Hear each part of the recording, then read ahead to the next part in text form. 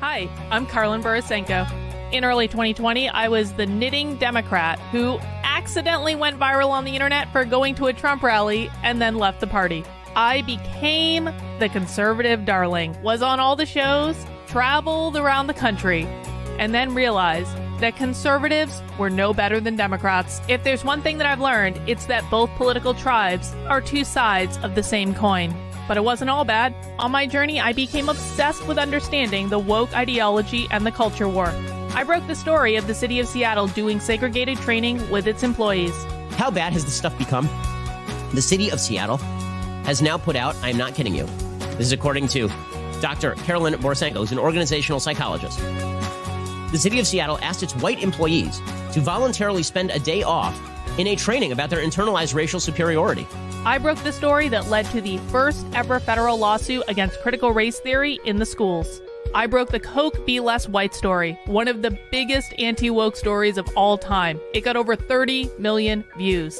Coca-Cola's corporate headquarters even had to change their outgoing voicemail. Throughout the past few days, you may have seen inaccurate reporting on the content of our recently launched diversity, equity, and inclusion training program.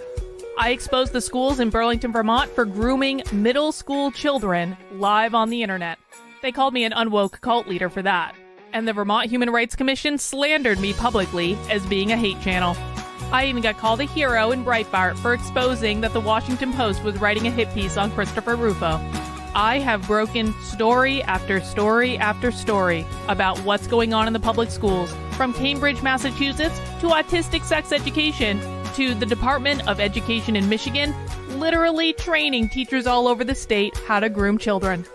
I wrote a book called Actively Unwoke, the ultimate guide for fighting back against the woke insanity in your life. I host a podcast all about fighting back, and I'm downloading all of my knowledge to you on my Substack, carlin.substack.com. The world is a crazy place. We are literally surrounded by cults on all sides. On this show, we're going to do a deep dive into all aspects of the culture war, and I will show you the dark, dystopian underbellies on both sides. Here are the commitments I'll make to you. I will always tell you the truth. I will always bring you receipts. And if you stick with me, I promise you will see the world differently. Welcome to the cult. Please mount that like button for me and subscribe if you feel so inclined.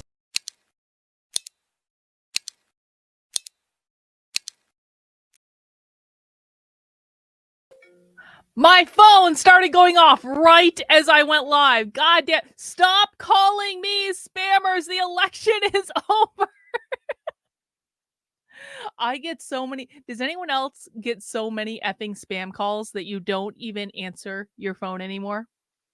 Literally the minute that the countdown ended, my phone started ringing with a spam call. No, not inclined to take that right now. Guys, welcome to Happy Hour. We did it. We made it through another week, and now it's time for us to do what we do literally every day now on this channel, which is sit back and watch a woke training. But the difference in Happy Hour is we do it with beer, and you might notice I have you guys can't even see the entire stack of beer that I have sitting next. Don't want to knock it over. But we do have beer today for Happy Hour. I hope you guys have something fun to drink as well. And I have to tell you guys, talking about butter chicken in the chat, this is actually funny. It's ironic that you guys are talking about butter chicken because, yes, butter chicken is amazing.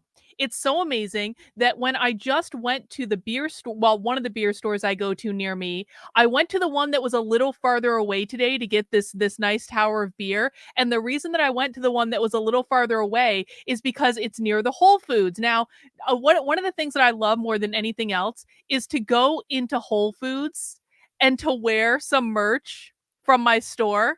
And you guys can't see, I'm wearing my public school hoodie. This actually isn't in the store. I only made one of these for me.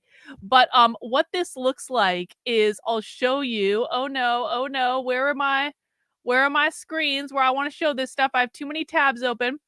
I'll show you what this looks like though. I don't normally talk about this design. I've never really pushed it in the store. But I have this design in my store that says it's slightly different than the one I'm wearing. It says, "This is your child on public school." My version just has the image and then it just says public school on it. But I wanted to make it a little bit more illicit. Anyway, I wore this through Whole Foods. because I love wearing my Unwoke stuff through Whole Foods. Like, people look at it and they don't know what to do about it. But the other reason that I went to Whole Foods is because they have like an amazing butter chicken. I was like, so I picked up a couple of like the take home cases of butter chicken, and I got some juice, and that was it. I went into Whole Foods to wear my public school shirt and to literally get butter chicken before I went to the beer store to get beer. So we're all on the same page today about the butter chicken. Butter chicken is delicious. If you don't like butter chicken, you are a terrorist. It is amazing. But more importantly than that, let's dig in and take a look at what we are watching today. Oh, I always get looks when I go through Whole Foods. Always, always, always, every time. Let's take a look. Yes, HG Tudor did give us a little gift today.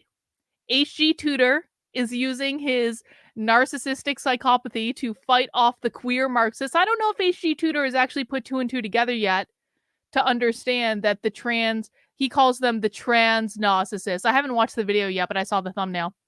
And I don't know if he understands that they're actually queer Marxists. He calls them the trans narcissists. Maybe we'll watch that another time. Anyway, what are we watching today? Oh, fuck you, Tayton. Fuck you. Go fuck thyself. Like, mayonnaise is terrorism. Tayton is no longer welcome. Tayton has been removed from the cult.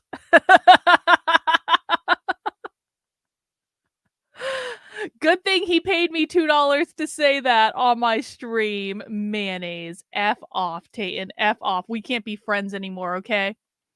Yeah, insta ban. You talk about mayonnaise in my chat. Insta ban. There is no redemption for talking about mayonnaise. All right, let's get serious for a moment. Today we are watching a presentation from a couple of months ago from the illustrious Teachers College, Columbia University. Now, I got to tell you guys, I spent some time digging through the bowels of YouTube today, and I found so much gender stuff.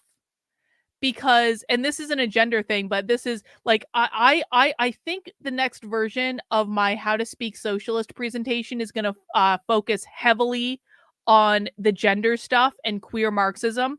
And so I'm like, I'm putting all this list of presentations together all about like there is so much crazy stuff about gender like coming out of the universities.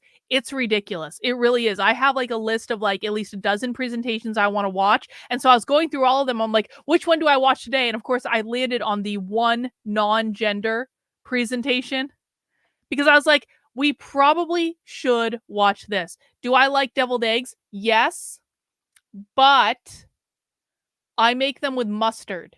I do. Here's how I make deviled eggs. Okay.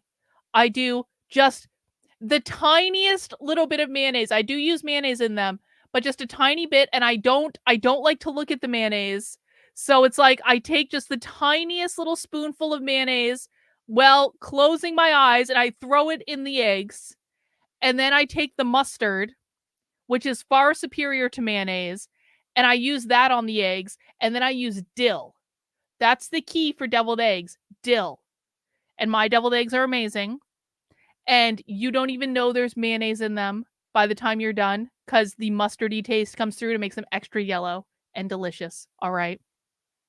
Anyway, we are going to watch this presentation from Teachers College, Columbia University. Now, those who follow my work know that Teachers College does basically graduate the most woke teachers in America. If your kid's teacher has a degree from Teachers College, Columbia, like you need to like pull your kid out of school, get your kid out of that class. I'm not even joking. It is incredibly woke. Like there are like a metric ton of socialists who have gone through Columbia. Anytime we find out that someone went to Columbia, they are basically immediately put in their own category of people because that's how woke Columbia is. You think the most woke university in the country is Harvard?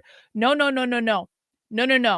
Columbia has Harvard beat by a mile and a half, and it's not even close.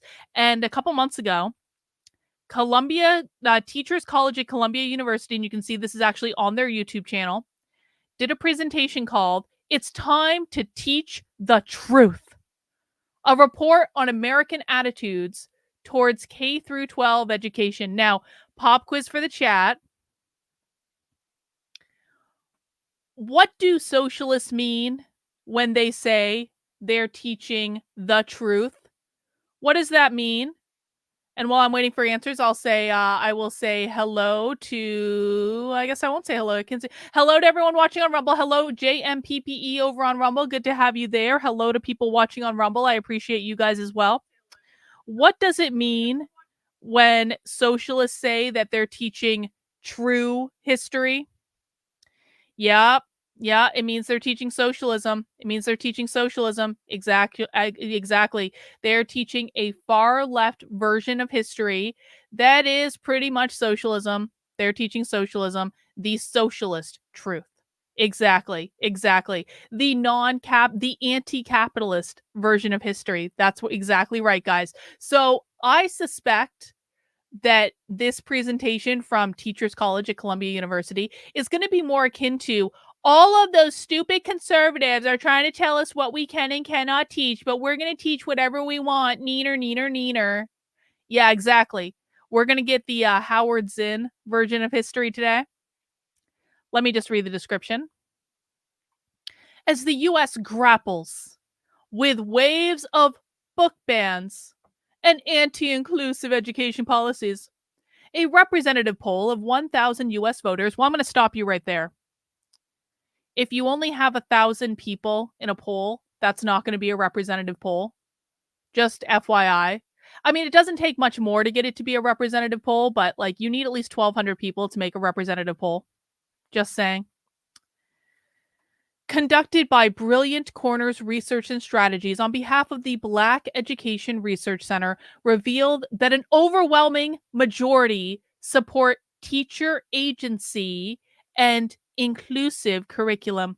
Titled "It's Time to Teach the Truth," a report on American attitudes towards K-12 education, the results and corresponding analysis also suggest that attacks on education don't resonate with the general public, and Americans are supportive of including Black and ethnic studies into K-12 curriculum. Now, the question I have is, how exactly are they phrasing these questions? Because I don't care if they teach Black history in the curriculum. I know we're in Black History Month. I know that conservatives are having a whole conniption fit over Black History Month, and we're only 2 days in. Thank you, Nick. I will. Thank you. Actually, let me look real quick. Let's look real quick right now. Let me look real quick. Oh, excellent. Maybe we'll watch that later. I'll talk about that in a second. Anyway, my question back to this is like, no one actually has a problem with teaching Black history in school. I learned about slavery. I learned about all that stuff in school. I went to school in Lillywhite, Vermont. Like, it wasn't a big deal. The problem is that they're not actually teaching accurate history. They're teaching critical race theory. And they can deny it all they want, but we all know it's true. We have all seen the classes. Nick is a champion. He is a champion among men for many reasons, and we're going to talk about that in a second. Anyway, so we're going to watch this presentation, and we're going to talk about what exactly they're saying, and we're going to listen to what their perspective is. And I think they're going to be basically saying, yep, we're going to teach leftist history and ain't nothing you can do about it. So that is what we are watching today on the show, guys. I hope you are here for it. Couple orders of business before we get started. Number one, do make sure you subscribe to my Substack, which is Carlin, Karlyn.substack.com. If you appreciate the work I do exposing the left, breaking it down in plain English, God knows I'm the only one doing that on the internet anymore. Please make sure you support my work for $8 a month or $80 a year. I cannot do it without you guys. All the support you give me on my Substack goes right into funding independent and undercover journalism to expose you to things that no one else on the internet is showing you. I'm the only one talking about like the things that I'm talking about. Don't get it twisted. If you think that I'm wrong about that, give me an example of someone who is doing what I'm doing. But if you can't give me an example, I'm going to say I'm the only one talking about this in the way that I am, because I'm pretty sure I am. And my Substack is my home base for all of this. Of course, we did have a really, actually, you know what's fun about this story, guys? Like, I got so much, I actually got a lot of play on this yesterday. Freaking Rob Schneider tweeted my journalism yesterday. Rob effing Schneider. Like, I was like, okay, Hollywood actors retweeting my journalism, no big deal. I know there are only 3 or 4 conservative Hollywood actors, but I'll take one. I'll take one with like 1.6 million followers, retweeted my journalism yesterday. Harmeet Dillon retweeted my journalism yesterday. Whole bunch of other people retweeted my journalism yesterday, exposing that the federal government is funding training that teaches that saying there's only 2 genders is bullying and harassment. That was cool. That was cool. There's going to be more coming from that training. And if you guys follow my content, you've already seen the whole training because we watched it on my channel. Isn't it cool that the things we watch on this channel, those little presentations that only have like 20 views on YouTube that I spend hours digging through the weeds to find those presentations, like the presentations that we watch on this stream end up, like I had congressmen retweeting that. I had state reps. I had like legitimate elected people in Congress retweeting this journalism yesterday because we are so far ahead of everyone else. We know where to look for the dirt. We know where to look for the best clips. We know all of this stuff. Like, the influencers follow us. We are the ones leading on this bullshit, whether they want to admit it or not, or whether they want to give credit or not. They are behind us. And that became very, very clear over the last couple weeks, didn't it? When I publish a story and then all of a sudden 4 days later, the conservative influencers have an exclusive on that story. Okay. We all know where it came from. Anyway, that's the type of stuff that you fund when you support my work on Substack, which again, $8 a month, $80 a year. I cannot do it without you guys. And you get a whole bunch of perks when you join, to include you're going to get a spy stream next week. We're going to be going undercover into the BLM Week of Action presentations next week. We're going to do at least one spy stream, maybe more than one, depending on how things work out. I had my secret spy stream identity revealed last night accidentally. The socialists made me, but we have the recording of last night's spy stream. That was what Nick was alerting me to. We have the recording of that spy stream from last night that they kicked me out of. So I don't even know why they bothered kicking me out of it, because they were going to put it on the internet anyway. So why did they even bother kicking me out of it? I don't know. I already have a new name. I know. My Carrie Smith alias is dead. The socialists have made me under the Carrie Smith alias. That's okay. I have at least a dozen other names that I can use. Don't worry about it. It was long past time to retire that name anyway. I was just being lazy about it. I was like, I'm not retiring this name until it's good and dead, and last night it got killed. I should use a black name. Yasmin, what name should I use?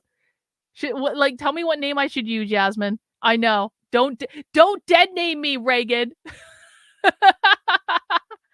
If I use, this is very true. I should. Is that like doing blackface though? Because I don't want to be racist. I don't want to get in trouble or anything. No, I've got a good non-binary name. I'm not going to tell you guys what it is. I do actually have a good non-binary name. Anyway, other ways you can support my work is by heading over to my main website, which is activelyunwoke.com/support, and you can make a one-time gift over there. If you just want to make a one-time gift, you can do it there. You can also find other ways to support my work, including my merch store, unwokeart.com. Now, if you want to get this fancy dancy design that says this is your child on public schools, similar to the one I'm wearing here, you can just search public schools on Unwoke Art. This design will come right up. I probably got to put it on some more stuff. I haven't really done it up with that one, but a couple things. Number one, last chance, guys. Last chance to get your Valentine's Day special Trump Grab Them by the Heart design. I've got it on Valentine's Day cards. I've got it on stuffed animals. I've got it on 2 different mugs that you can choose from. I've got it on wrapping paper. I've even got it on balloons.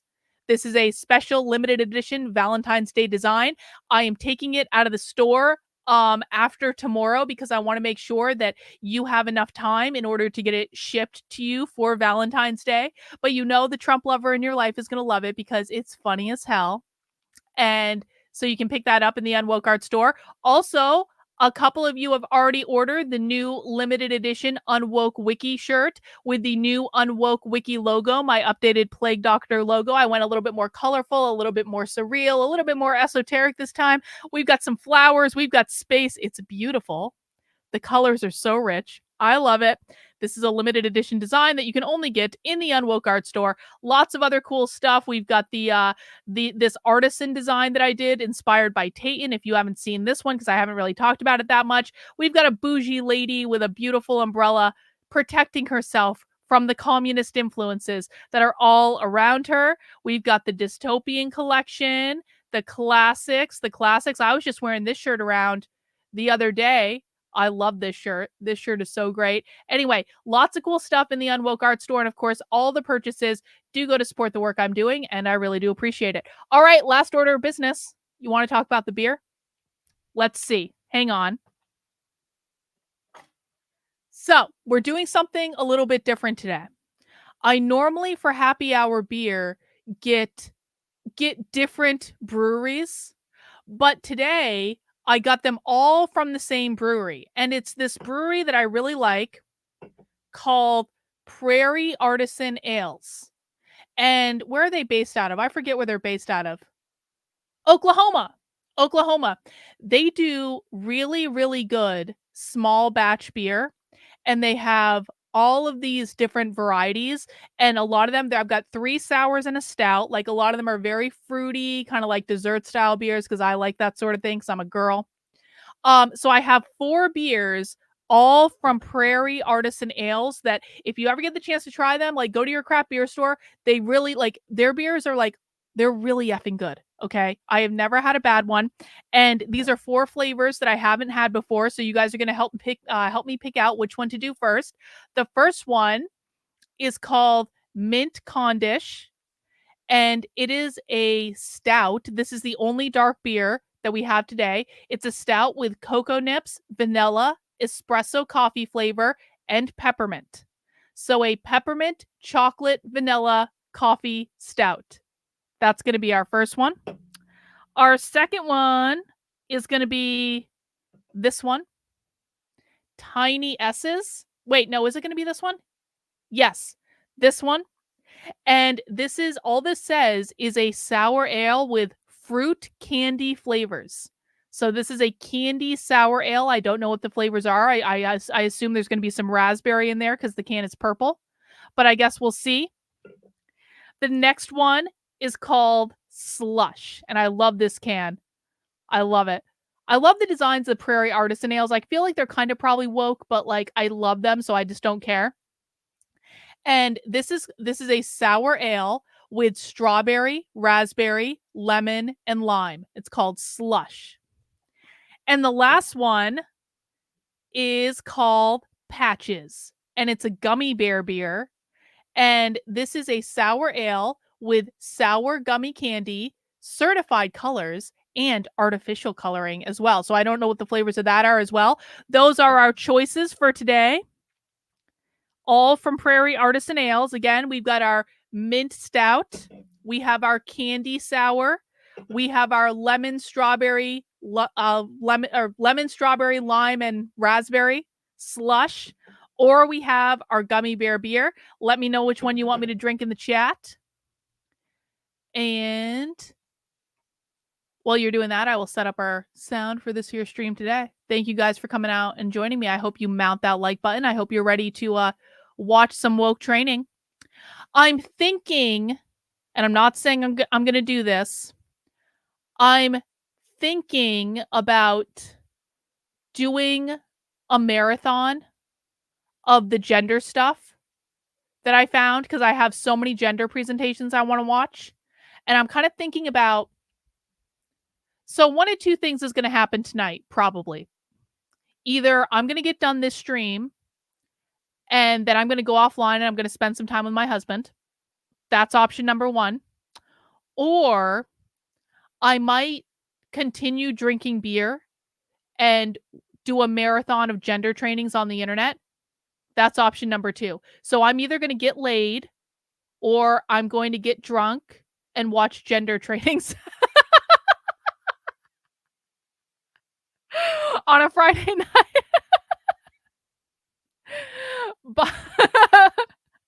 Bot votes no to me spending time with my husband.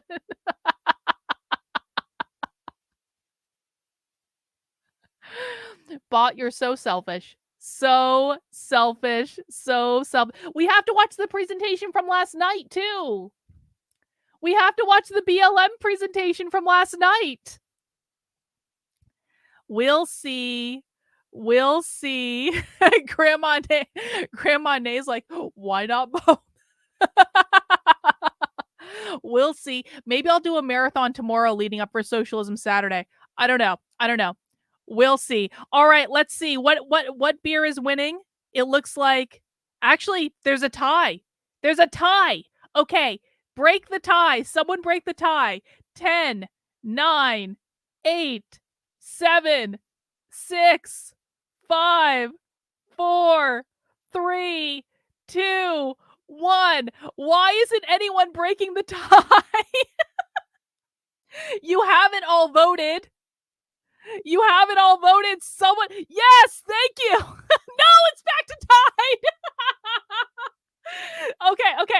Okay. Slush wins. God damn it. That was way harder than was necessary. Okay, which one is Slush? Let's see. I have my Southern Tier Snifter. I actually got a couple of the new Southern Tier beers today too. Southern Tier apparently has a French toast beer out, and they also have a mocha beer out. So I have the two, and they're Imperials, so I didn't bring them up with me. Okay, Slush, let's see. That looks delightful. Perfect for a snifter. Cheers, everyone. Happy Friday. Thank you for driving yourself crazy by watching Woke Training with me. I appreciate all of you. All right, let's get this show started. Again, we are watching a presentation that was done at Teachers College, Columbia University. Good evening. Good to see you here at TC for this most important conversation. It's time to The teach most the truth, important a report conversation on American attitudes in the toward history of K-12 histories. education. I want to begin by thanking Burke, the Black Education Resource Center, and specifically Professor Sonia Douglas for her leadership in bringing us all together this evening. The research and conversation we'll have today is also supported by the New York City Council and the Council's Black, Latino, and Asian Caucus, New York and City by City Council Council Speaker Adrian Adams. Oh, good. Thank you for your historic and continued funding for the EEAP initiative and for Burke's critical and groundbreaking work, including the work that's going to be presented this evening. I realize I should have said before, my name is Carrie Ann O'Meara, and I am provost at Teachers College, brand new as of July. Oh, I'm good. so glad to welcome you. It's nice to meet you, all here Carrie to Ann. TC. We're going to become friends. TC also Don't worry wants about to it. thank New York City Chancellor David Banks for championing inclusive education and the important kinds of discussions that we're having in New York, as well as in the country, about the education of our children and what's important to us. Our children are our future. I'm also grateful to Cornell Belcher, president of Brilliant Corners, for the research that they have completed, and I'm as eager as you are to learn what they found.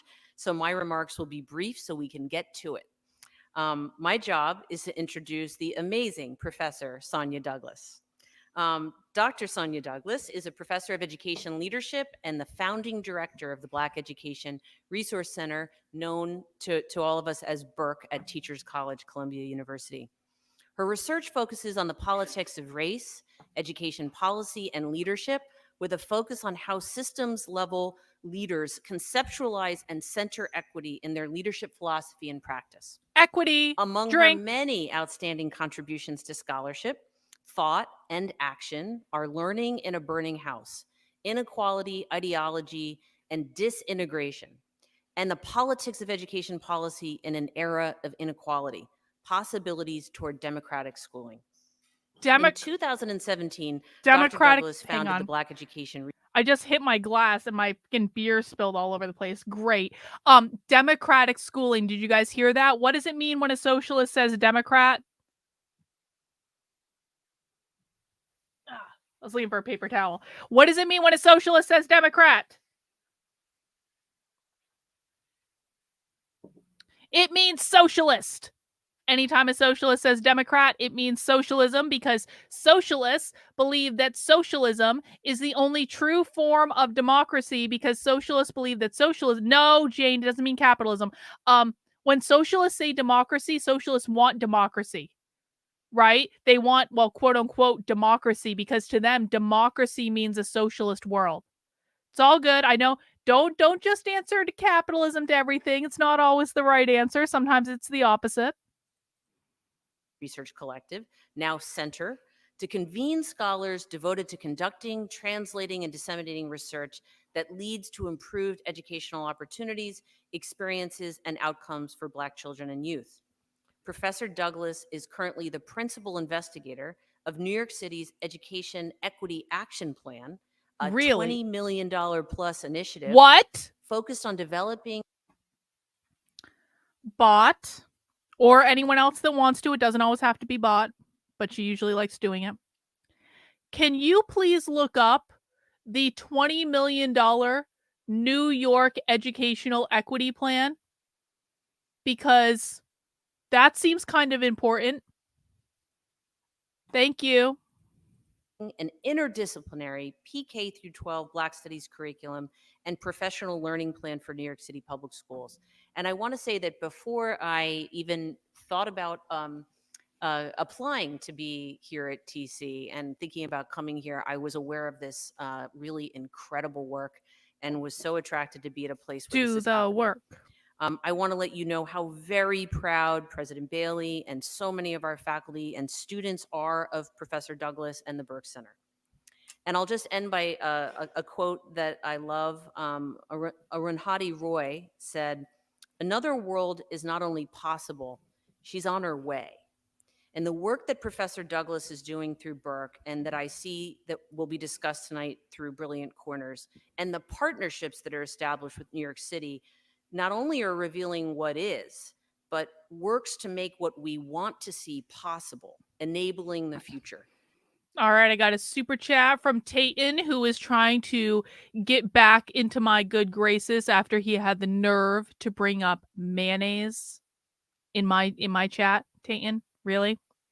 Probably diverting $20 million from indigenous funds. Well, okay, so I looked into that, and that's not what's happening. So that the number for that indigenous thing yesterday, that was not quite the award number that was mentioned in the presentation. I spent a fair bit of time trying to look into that last night, so that wasn't a correct assessment, but it wouldn't actually surprise me if that was true. So on behalf of TC, I offer Listen. gratitude. Listen. This is not without giving away too much information. When my husband and I have sex, it lasts longer than half an hour, okay? Or even an hour. I'm just saying. I'm very sorry for everyone who doesn't have that experience, but I'm a very, very, very lucky girl. So I have to choose. Do I have all-night marathon of drunken gender ideology, or do I spend time with my husband? It's like a scheduling nightmare. Anyway. Gratitude for this important scholarship, and I look forward to the discussion, and it is my great pleasure to introduce Dr. Sonia Douglas.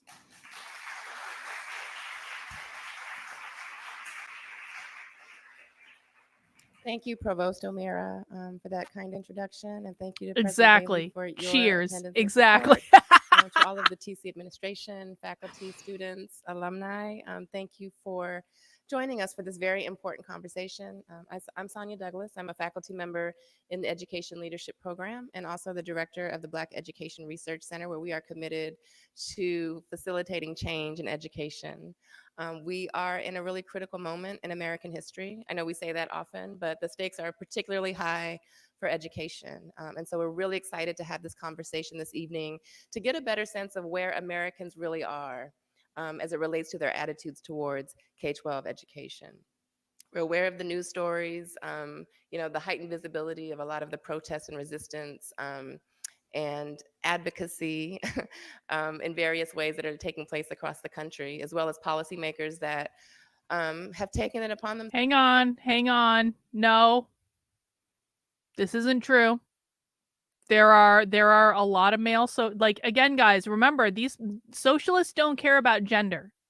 They're not trying to eliminate all men. They're not biased against men. That's all conservative talking point bullshit. There of course there are women involved because like there's a big reproductive justice movement within socialism and that's going to primarily impact women, but there are also a lot of men involved. So no, this is not accurate that socialists are all women. Thank you, bot. I appreciate it. Ourselves to really, limit the ability for us to teach the truth in our K-12 classrooms and in our higher education classrooms. So we're here tonight to not only learn more about those attitudes, but also to think about the ways that we mobilize and organize ourselves to protect public education, which is so important and fundamental to a thriving democracy. And I have well, first, before I introduce our special guest and pollster, I want to acknowledge the Burke team, who are really tremendous. We're a small but mighty team, and they have done an amazing job in helping to organize this event and to also conduct the research that is critical to really facilitating policy and practice change. So I want to thank Ann Lobu, who's our senior research strategist.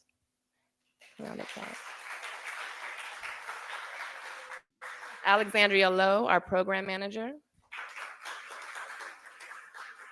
And Cassandra Edwards, our community engagement specialist. And at this time, I have the great pleasure of introducing an amazing individual and a friend, Cornell Belcher. Cornell Belcher is president of Brilliant Corners Research and Strategies, a partner in Resonant Communication Strategies, a published author. If you haven't read it yet, he penned a book called A Black Man in the White House, political analyst for NBC. No, Stony Baloney. The reason that you guys only see female socialists is because a lot of you, and I don't know that this is true of you in particular, so I don't want you to take personal offense, but a lot of you guys are looking to demonize women. That's why you look at this and you're like, all women are lips. Liberal women are, and listen, man, I actually do think that women are the problem. However, I think that this attitude of trying to demonize all women at all times blinds a lot of people to the fact that there are just as many men involved in this stuff as there are women. And if you ever go undercover at a socialist event, you're going to see there are just as many men there as there are women. It's not all women. You guys are seeing what you want to see, not what is. MSNBC, and one of the premier strategists in national progressive politics, as well as in the rebranding of corporate America. Over the years, Cornell has worked with both Senate and House Democrats as senior political advisor to the Democratic Senate Committee, the DSCC. I'm leaving off a C. In the 2002 cycle, and special projects director for the DCCC in the 2000 cycle. Oh, Democrat. Cornell also served as a women vote coordinator for Emily's List in the 1998 cycle, helping to put together communication and get out the vote operations targeting women voters all over the country. This is exactly right. This is do we ever hear people say, like literally every single time we watch one of these presentations given by a man, do we have anyone in the chat going, every socialist is a man, there are just so many men are the problem? No, that never happens. Like there is never, and we have watched a lot of men do socialist. Red May is run by Philip. Philip is a socialist that went to Columbia. Like Philip has a lot of male socialists that present for Red May. Haymarket Books has tons of male presenters. Do we ever hear anyone say, look at all those men who are socialists? No, we only hear people say that for the women. And that's because on the political right, there is a bend to try to demonize all women. And it's like they ignore the stuff the men do. It's bullshit. It really is. Well, why don't you guys ever comment? Okay.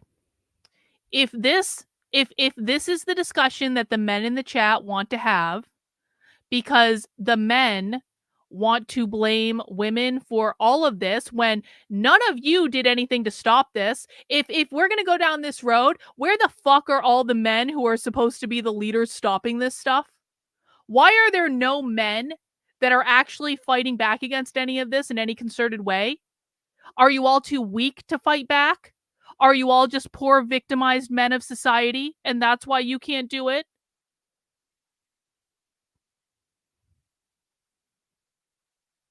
If this is the conversation you guys want to have instead of watching the presentation, I'm more than happy to have that. Instead of watching the presentation, why don't we start going through all the presentations that Haymarket Books has done, and we can count how many men they have versus how many women. Do you guys want to do that? Do you guys want to actually exist in a reality, or do you just want to make shit up that confirms the talking points that you're desperate to have? That this is all women and no men are involved at all. Oh wait, there's a man standing right there, isn't that? Isn't that black guy a man? This guy who is going to be doing the entire presentation today does he count as a man? Does he count? No. It looks that way because that's what you want to see, because you don't pay attention when it's the men is in this case that are literally doing the presentations. Do you want to keep arguing about this, or do you want to watch the fucking presentation? I'm more than happy to cancel what we were supposed to be doing today, and we can go through every single presentation on Haymarket Books YouTube channel, and we can make a list of all of the men versus all of the women, and we can see. Do you want to do that instead, Milo? No? All right. Cornell is also an experienced hand at campaign politics and has years of expertise in quantitative and qualitative research, message development, and product and behavioral insight. I'm only on page 1 of 3. On the Obama campaign, because that's the only thing people care about.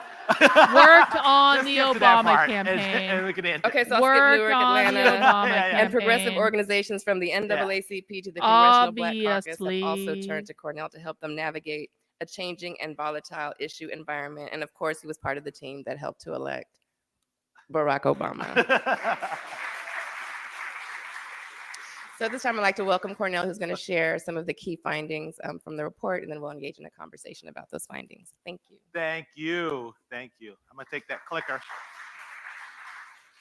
Thank you, Dr. First, I want to say I'm so grateful for the opportunity to do this work and this research. Oh, look, a presentation by a man. So thank you, Burke. Thank you, Teachers College, for this opportunity. Look, what do we have here right now? It is really important, and it is really important data. And we're breaking some ground. We're breaking some ground here and getting involved in this conversation. I don't know how long I have, Dr. Douglas, to just throw things at me when it starts getting time for me to go. I love this. Together we will change the world where change happens. We're always changing the world. The world keeps needing fixing and change.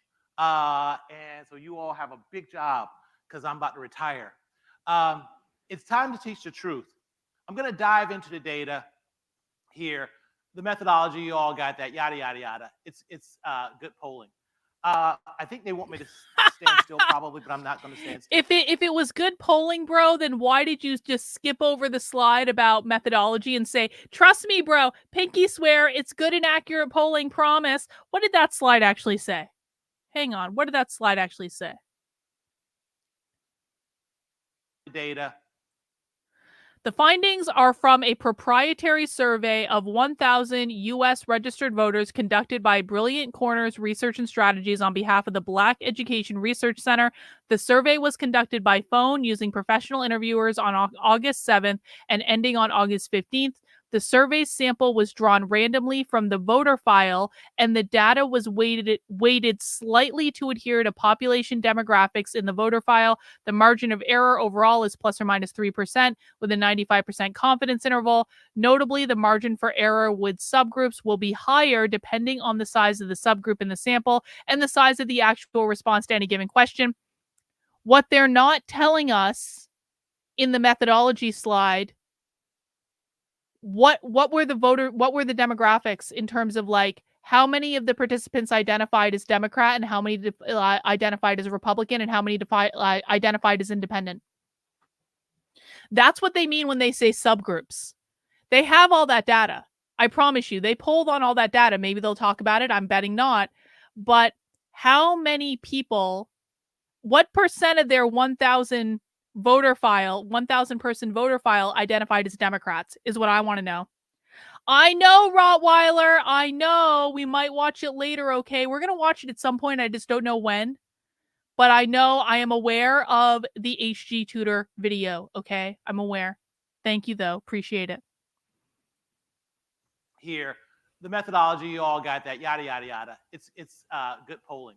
I think they want me to stand still probably, but I'm not going to stand still. I'm going to walk around. How many of you watched the Republican debate like a week ago? Well, I asked that question, and it's important because if you all watch the Republican debate, and we're not partisan, it's not partisan organization. Yeah, okay. Bro, you're not partisan. You worked on Barack Obama's campaign. You work for the DCCC.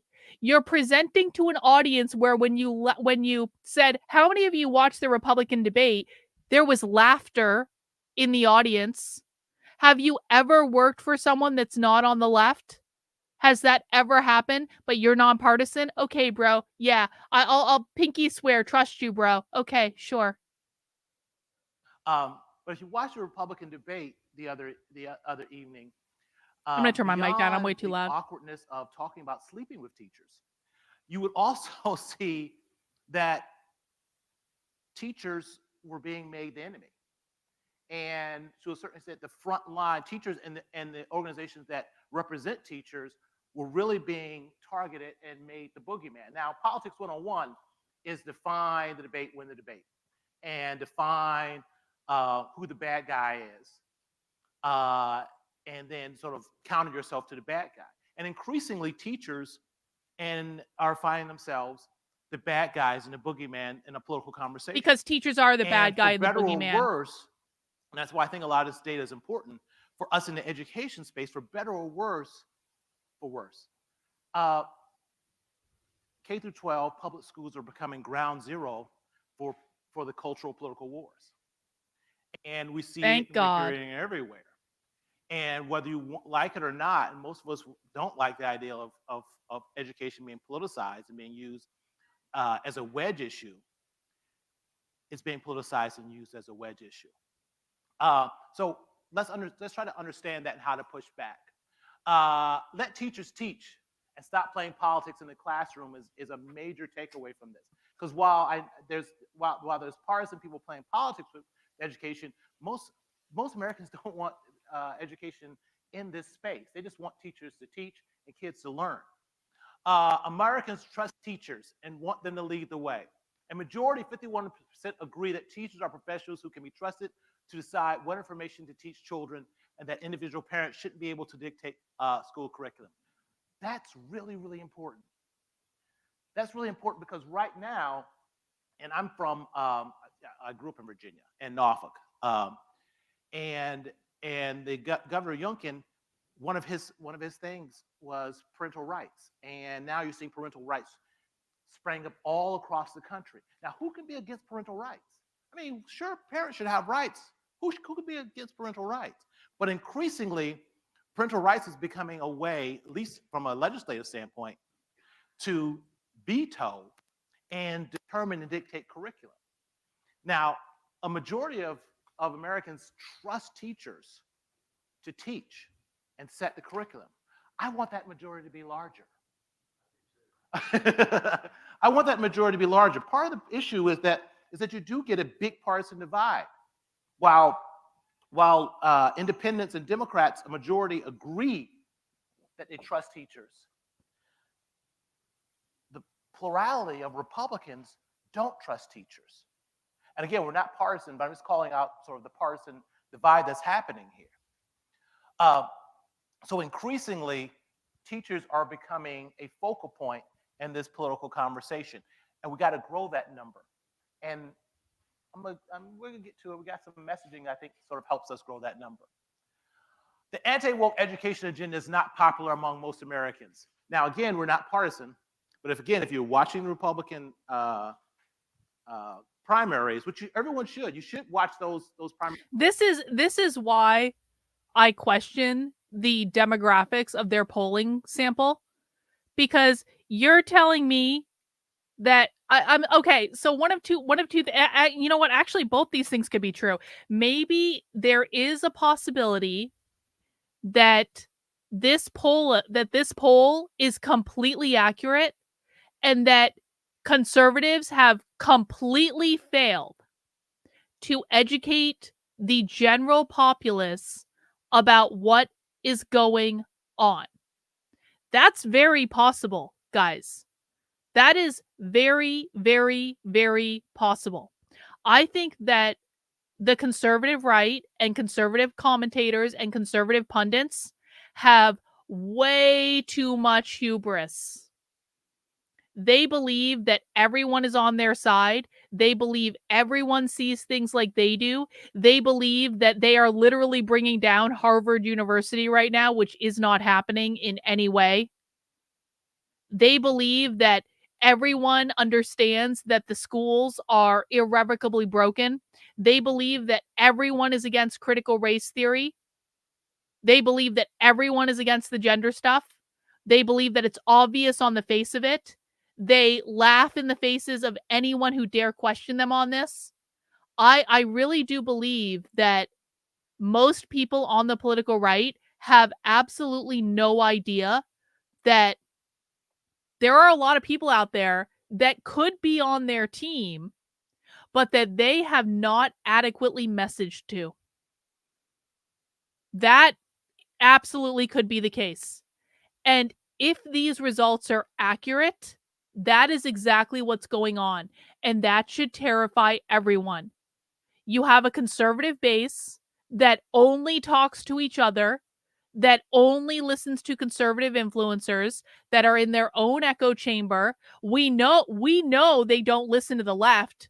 We know they don't, because we listen to the left, and we also hear the disparity between what conservatives say the left is doing and what the left is actually doing on things that we listen to, right? That is a distinct possibility.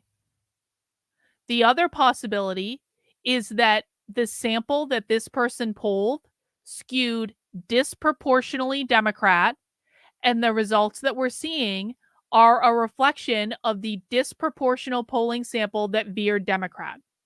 That's also, it could be true. Primary debates, just as Americans, again, not political side, but understand what they're talking about from a policy perspective, where they are. And what you learn in those debates is, from a policy perspective, the number 2 person right now in the Republican primaries, DeSantis, has this whole anti-wokeness in education that he doubled down on. He's beginning to pull back from it now. One of the reasons why he's pulling back from it is not gaining traction. Why is it not gaining traction? That's not where Americans are. A majority agree that CRT bans are simply playing politics, political games with education, and a large plurality strongly agree. In polling, we pay attention not only to broadness, but intensity. So when something has intensity, it's really important, and it's become something where we look, it's mobilizable. So not only is there broad, a majority that agree that CRT bans are playing politics, but 43% strongly agree. So that's an energy, and that's a mobilization around that. Although, again, I will point out that. Do you know why?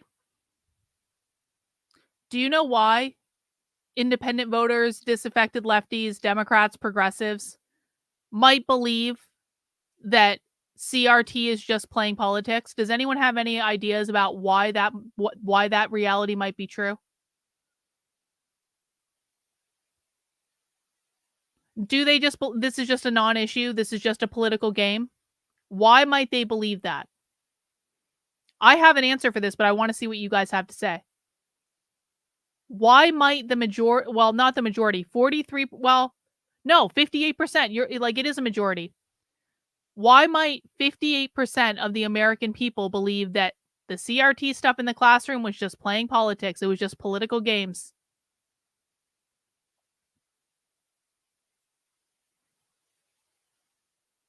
No one has any ideas? Okay, I'll tell you.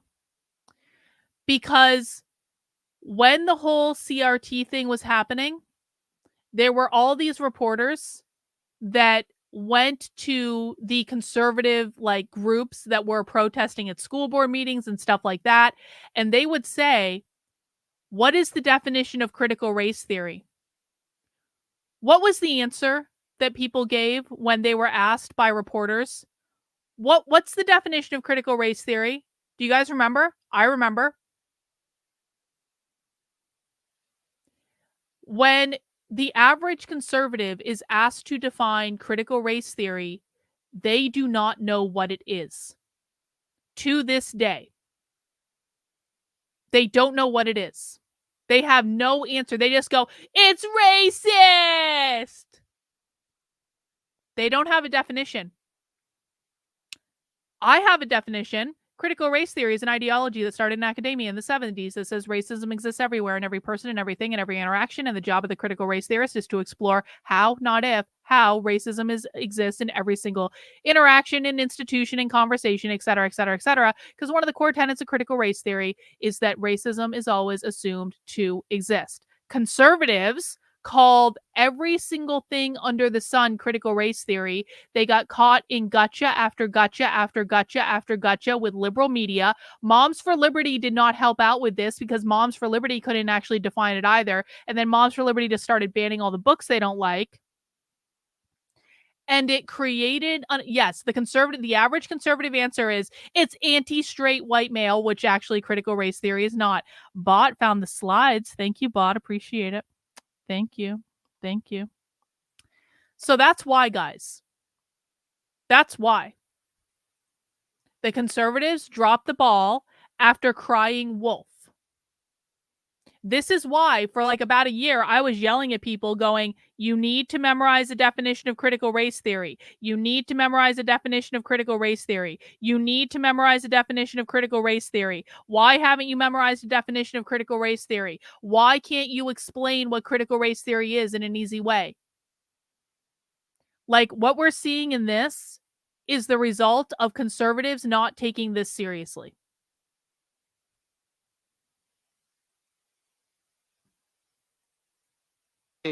That there is a plurality of Republicans on the other side of that, where independents and Democrats agree with that. A plurality of Republicans, independents and Democrats, an overwhelming majority agree that students should learn about the history of slavery and racism. And again, one of the things that I think was perhaps an overstep, political overstep by DeSantis and some of the anti-woke conversation was sort of getting into the back and forth about teaching slavery. Now, that was a big mistake. That was a big effing mistake. That was a big effing mistake that Ron DeSantis made on so many different levels. When Ron DeSantis seriously in a press conference said that like slaves learned skills from being, I was like, bro. The vast majority of Americans, whether they're Democrats, Republicans, or independents, they do get that slavery was actually part of American history. And that you kind of got to teach about it, can't just gloss over it. And I'll get a little bit more into that as well.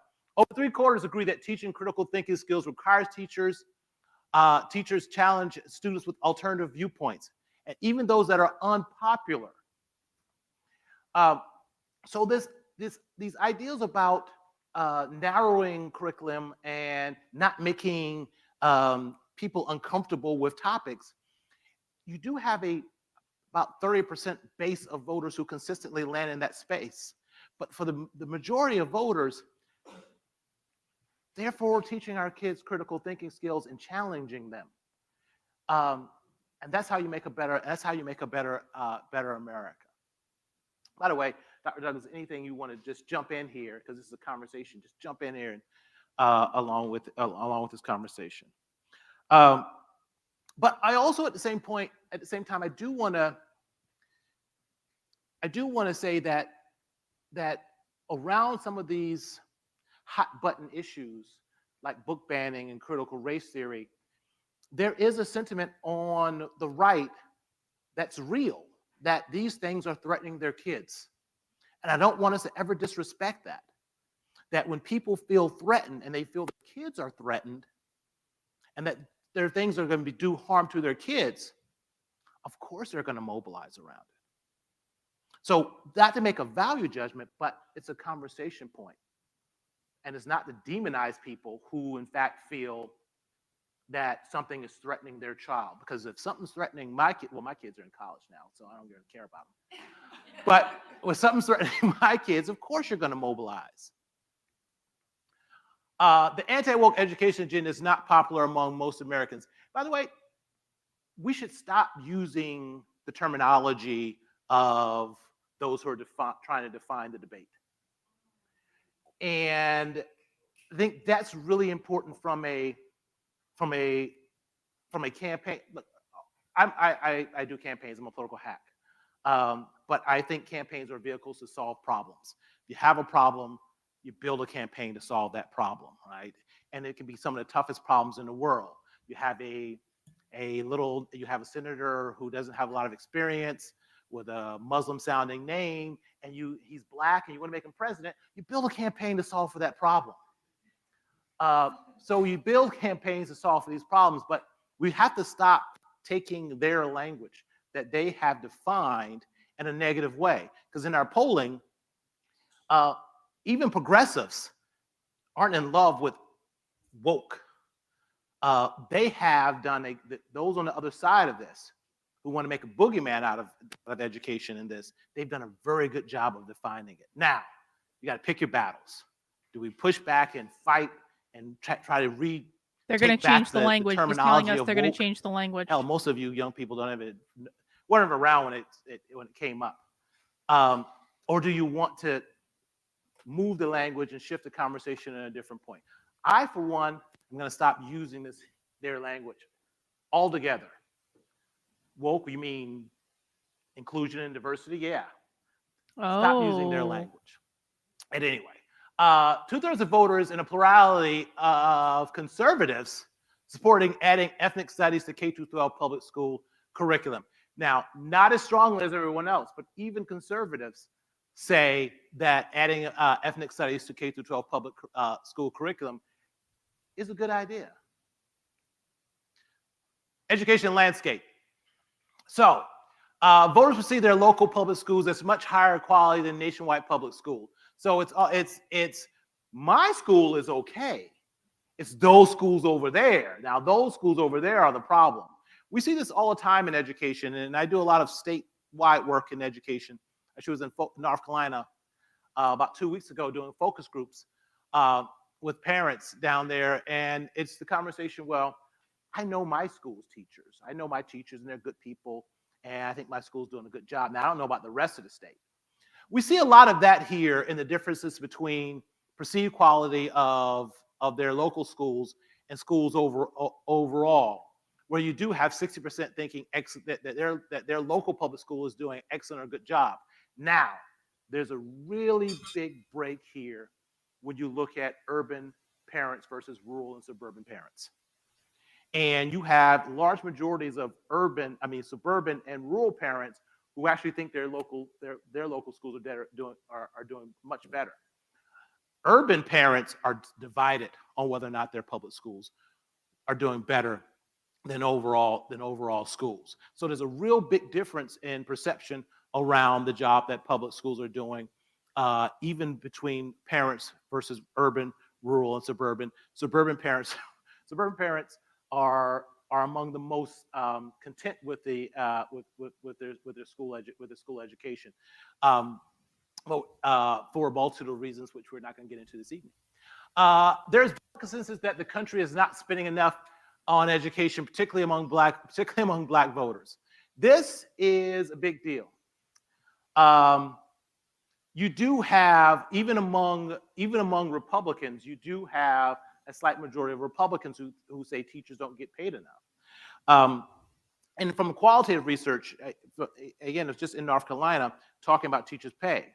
And North Carolina right now, I think they rank like 45th, 47th, or 8th, somewhere in teachers' pay.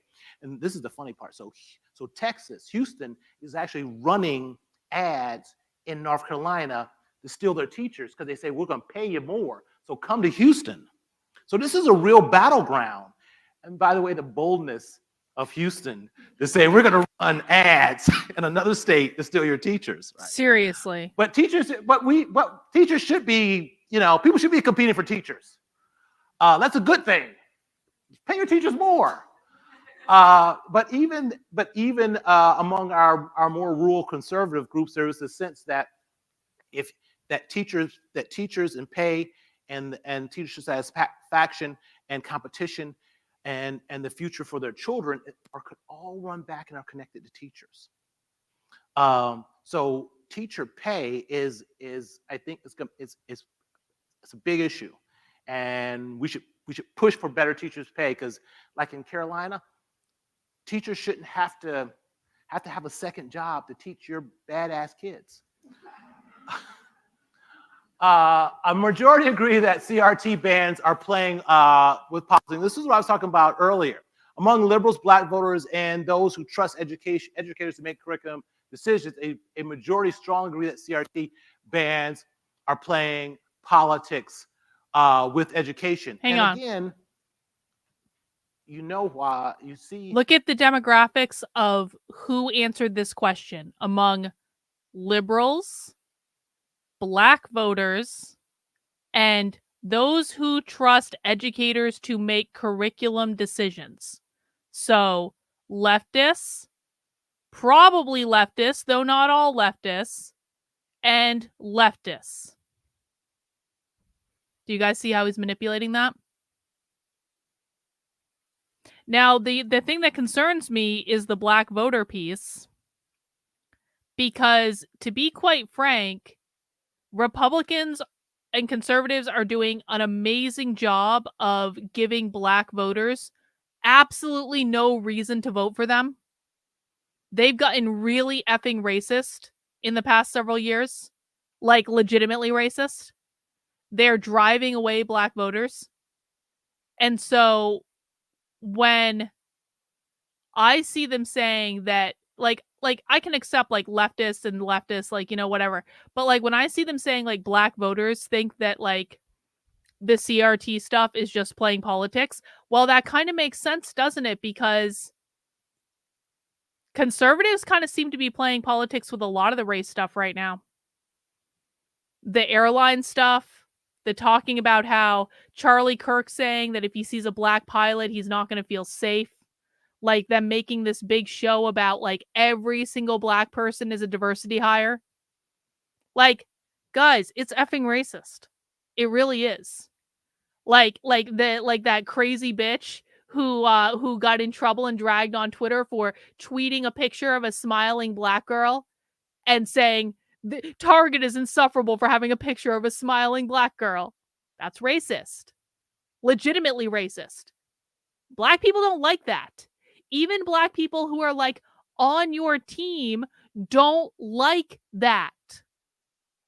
If you guys have never spent any time in like the Black conservative or the Black libertarian spaces on Twitter, or you've never actually listened to them, go and listen to them. I used to spend a lot of time like in the spaces where they were talking about reparations. They were talking about that, and I don't necessarily agree with them on that, but I listen to them, and their arguments aren't what you think they are, and their reaction to the bullshit with people like Charlie Kirk is actually completely fair and reasonable. But people don't listen. It's like if conservatives are going to like spend all this time posting these videos of Black kids like beating up white kids, when there are also videos of like white kids getting in fights too, but it's like, what do you think is going to happen? Like, you're going to drive people away.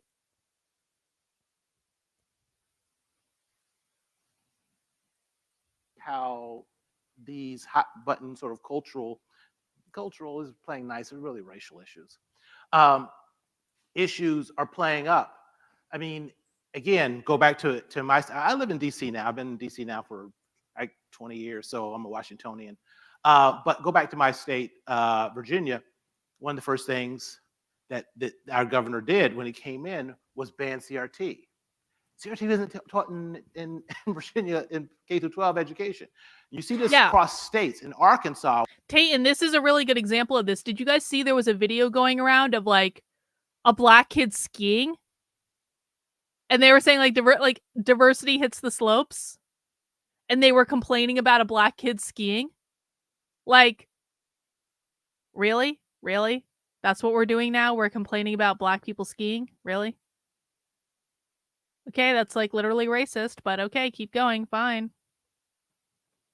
You guys want to dig and guys, like if you don't get like a certain percent of the black vote, you don't win elections. I mean, this is like you know, conservatives can be mad about this all they want, but like the reality is like conservatives will be the first to say, we don't need their votes. We don't want their votes. Okay, well, if you don't want the votes of black people and you don't want the votes of gay people and you don't want the votes of libertarians and you don't want the votes of independents and you don't want the votes of women, then you are never going to win another election for the rest of your life. This is simple math. You are never going to win another election for the rest of your life when you're turning away the votes of black people, turning away the votes of gay people, turning away the votes of libertarians, turning away the votes of women, turning away the votes of disaffected lefties that you could have won over, turning away the votes of independents that you could have won over if you weren't being such assholes. They only want the votes of white male Christians, and that is why they will lose. What did Huckabee? Was one of the first things she did when she came in? Ban CRT. You see this across state. That's playing politics with it, right? And I'm not being partisan, but they're banning things that aren't taught. Then why does it matter? Politics. Then why does it matter? Schools are broadly not seen as meeting the most important expectations for students. So I love this graphic. I know I'm giving you a lot of data, but you all look like a pretty smart group. What on one hand, what you see here is how well schools are preparing our students, and then the importance of these these ideas. So some people view education as a means to prepare students for life, generally speaking. How well do you think public schools do preparing students for each of the following, right? So provide the basic life skills like finance and budget, truthful, God, I'm getting so old, I put my glasses on. It's a shame when you have to take your glasses off here and then put your glasses on here. But I refuse to get bifocals because then they're progressives. Truthful understanding American history, the good. Hang on. Got Rottweiler in with the super chat. This is the reaction to their real action. Right-wing accelerationist knuckle draggers are doing the job for the Marxists and they're falling for it. Yeah, which is like what we've been screaming about for years, haven't we, Rottweiler? We've been screaming about this for years. Tried to tell people, be more strategic, be more strategic. Your reaction is what they want. And what was the answer that we got from conservatives? You don't want us to do anything. You're telling us not to do anything. We're going to do what we want to do. Fuck you, liberal. You're fat and ugly and have stupid hair. All right. Fine. And the bad. Now, this is a 0 to 10 means. And again, I'm giving you a lot of numbers and math, but again, you're like a pretty smart group. So look how high that means is on a scale of 0 to 10. 9 is like out of the box means. It's top box mean. So they think it's really important to teach for the truth to be taught about American history. Really important for development. Tayton, you got called an anti-white crybaby when you told them to stop driving away black voters. Oh, that was really nice of them. That was really nice. Great job, conservatives. Excellent. Great work. Critical thinking skills. And this is one that the Burke team made me put in because I wasn't going to put it in at first. But that's why they're smart. But the importance of civic engagement and voting. I was back and forth like, is this something really important for education to do? Well, I guess I should look at what's happening down in DC right now and say, yeah, it's probably as civic engagement and understanding what's happening is kind of important. But Americans think that's very important. And compete for good jobs in the future. All these are really important that they think education should be doing. On the other hand, the darker. Yeah. Bot, this is an excellent point. If you guys, if you don't believe what I'm saying, if you think Carlin's just making this up because she's fat and ugly and she has stupid hair and she is still a leftist and she never left the left and she is still a leftist and she just wants to demonize all conservatives because she is a leftist. If you think I'm making any of this up, then go read through the comments of Libs of TikTok sometime. I stopped, like, it's gross. It's gross and it's disturbing and it demonstrates every single thing that I'm talking about. And I find it to be a great playground on which to block people that I have no interest in interacting with at all. Before they ever even interact with me, I'll just block them. And if they ever try to find out who I am later, they're like, oh, she blocked me and I never even said anything to her. Well, you may not have said anything to me, but you were acting like a racist asshole in the comments of someone's, like, you know, tweets. And so that's probably why I blocked you, isn't it? Like, it's really, really bad. And this is true of almost any large conservative account. You can go into Charlie Kirk's comments. You can go into Jack Posobiec's comments. Like, you can go to Mike Cernovich's comments. Like they're all, it's like, it's all they say is like, they're racist. They think everyone is mentally ill. They're sexist. They think everything is child abuse. They think everything is grooming. They think everything is pedophiles. Every single person is a pedophile, apparently. It's really, really bad. And we're talking about, like, not onesies and twosies. We're talking about, like, thousands of people on, like, a single tweet will be acting like this. What is that? Yellow? Yellow? Golden. See, for me, it's yellow. It's golden.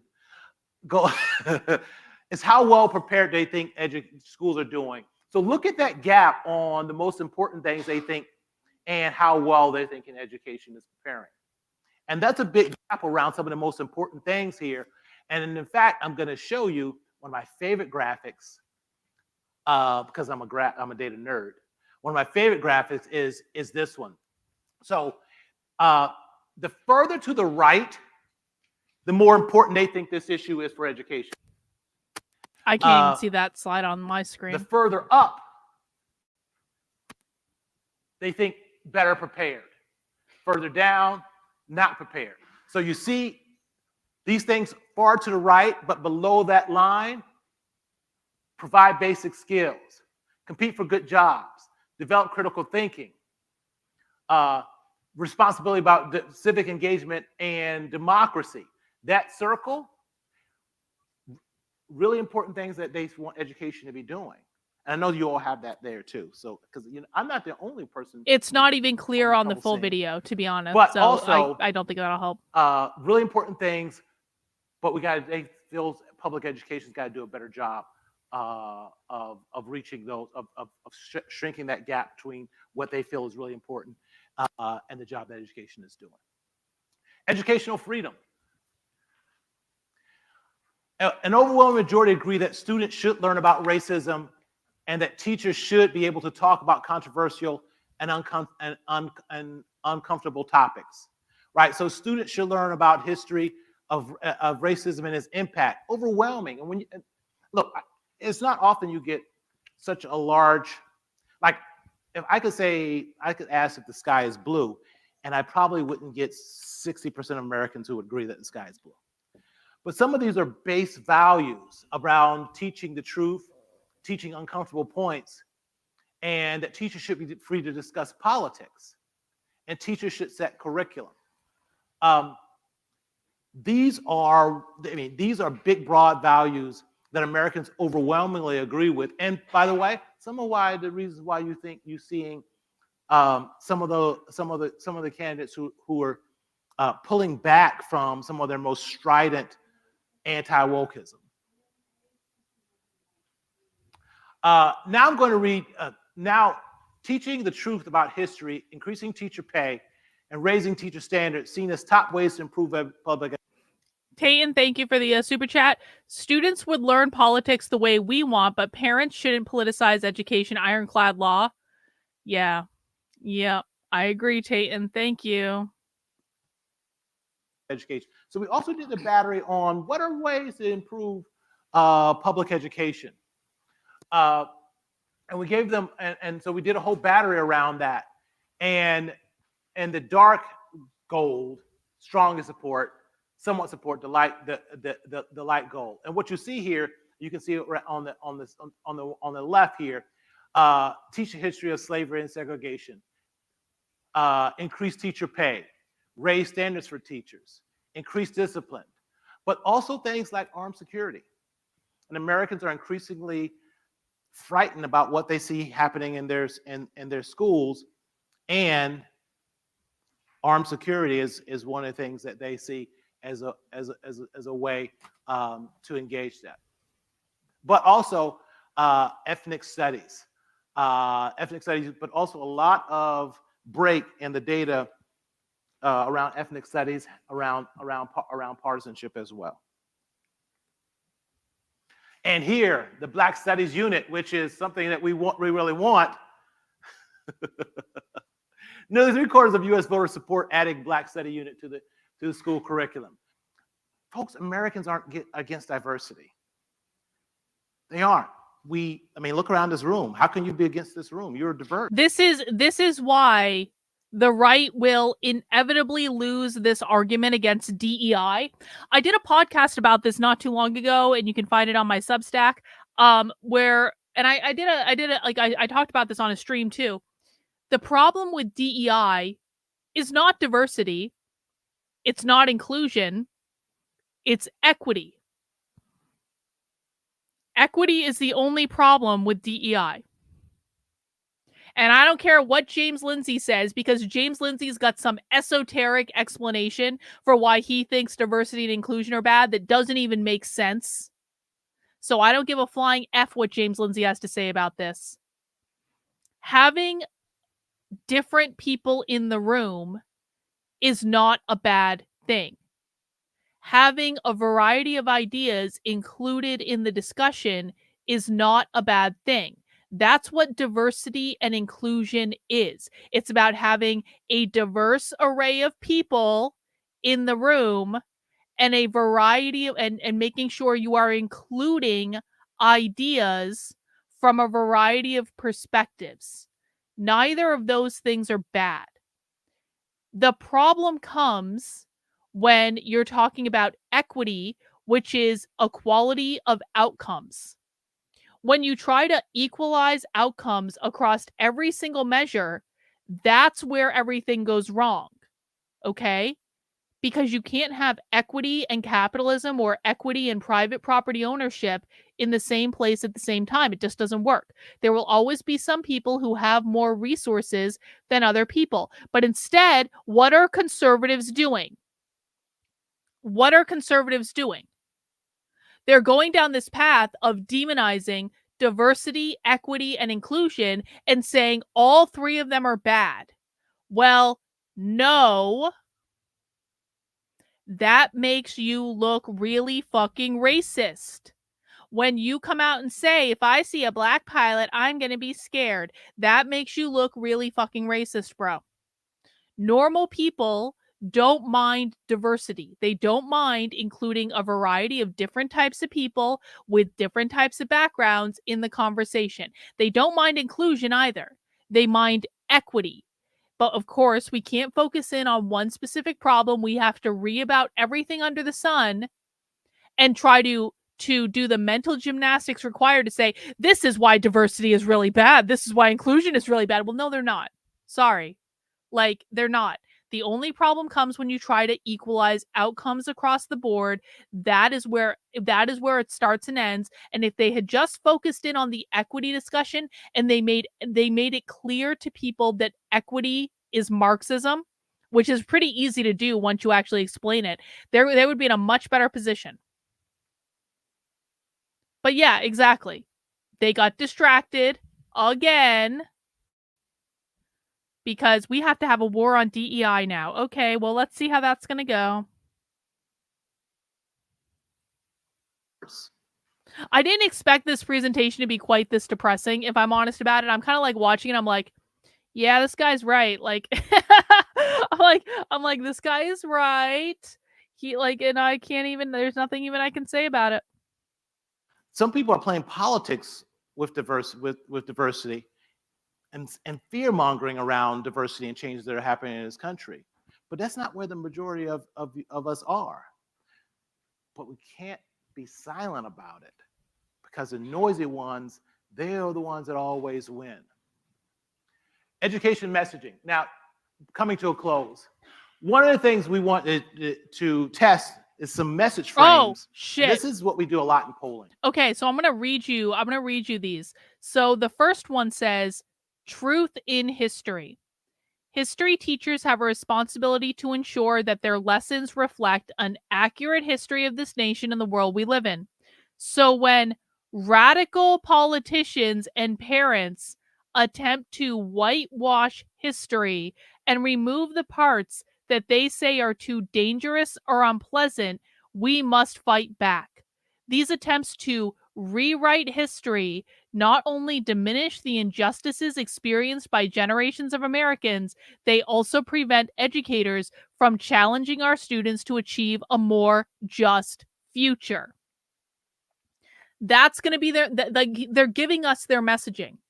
These are their messaging points that they're going to be pushing out. And we know, because we know how to speak socialist, that first one is written in socialist. You want a more just future? Well, just is a reference to social justice. Social justice is a reference to socialism or equity. We know that. Normal people don't know that. Most conservatives don't even realize that. Messaging point number 2.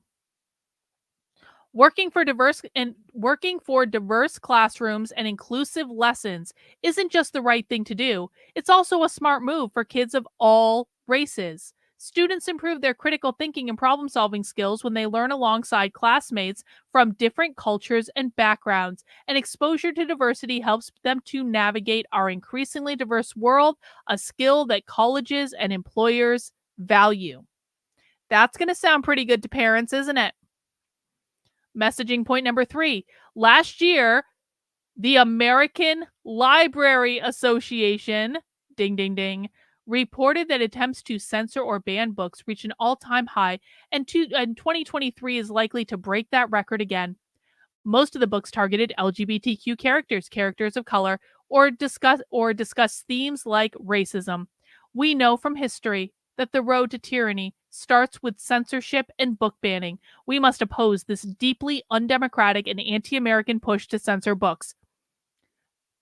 I know I've said this a million times, but I never know how many people are new to me. I have been saying from literally the first time that Moms for Liberty decided to try book banning.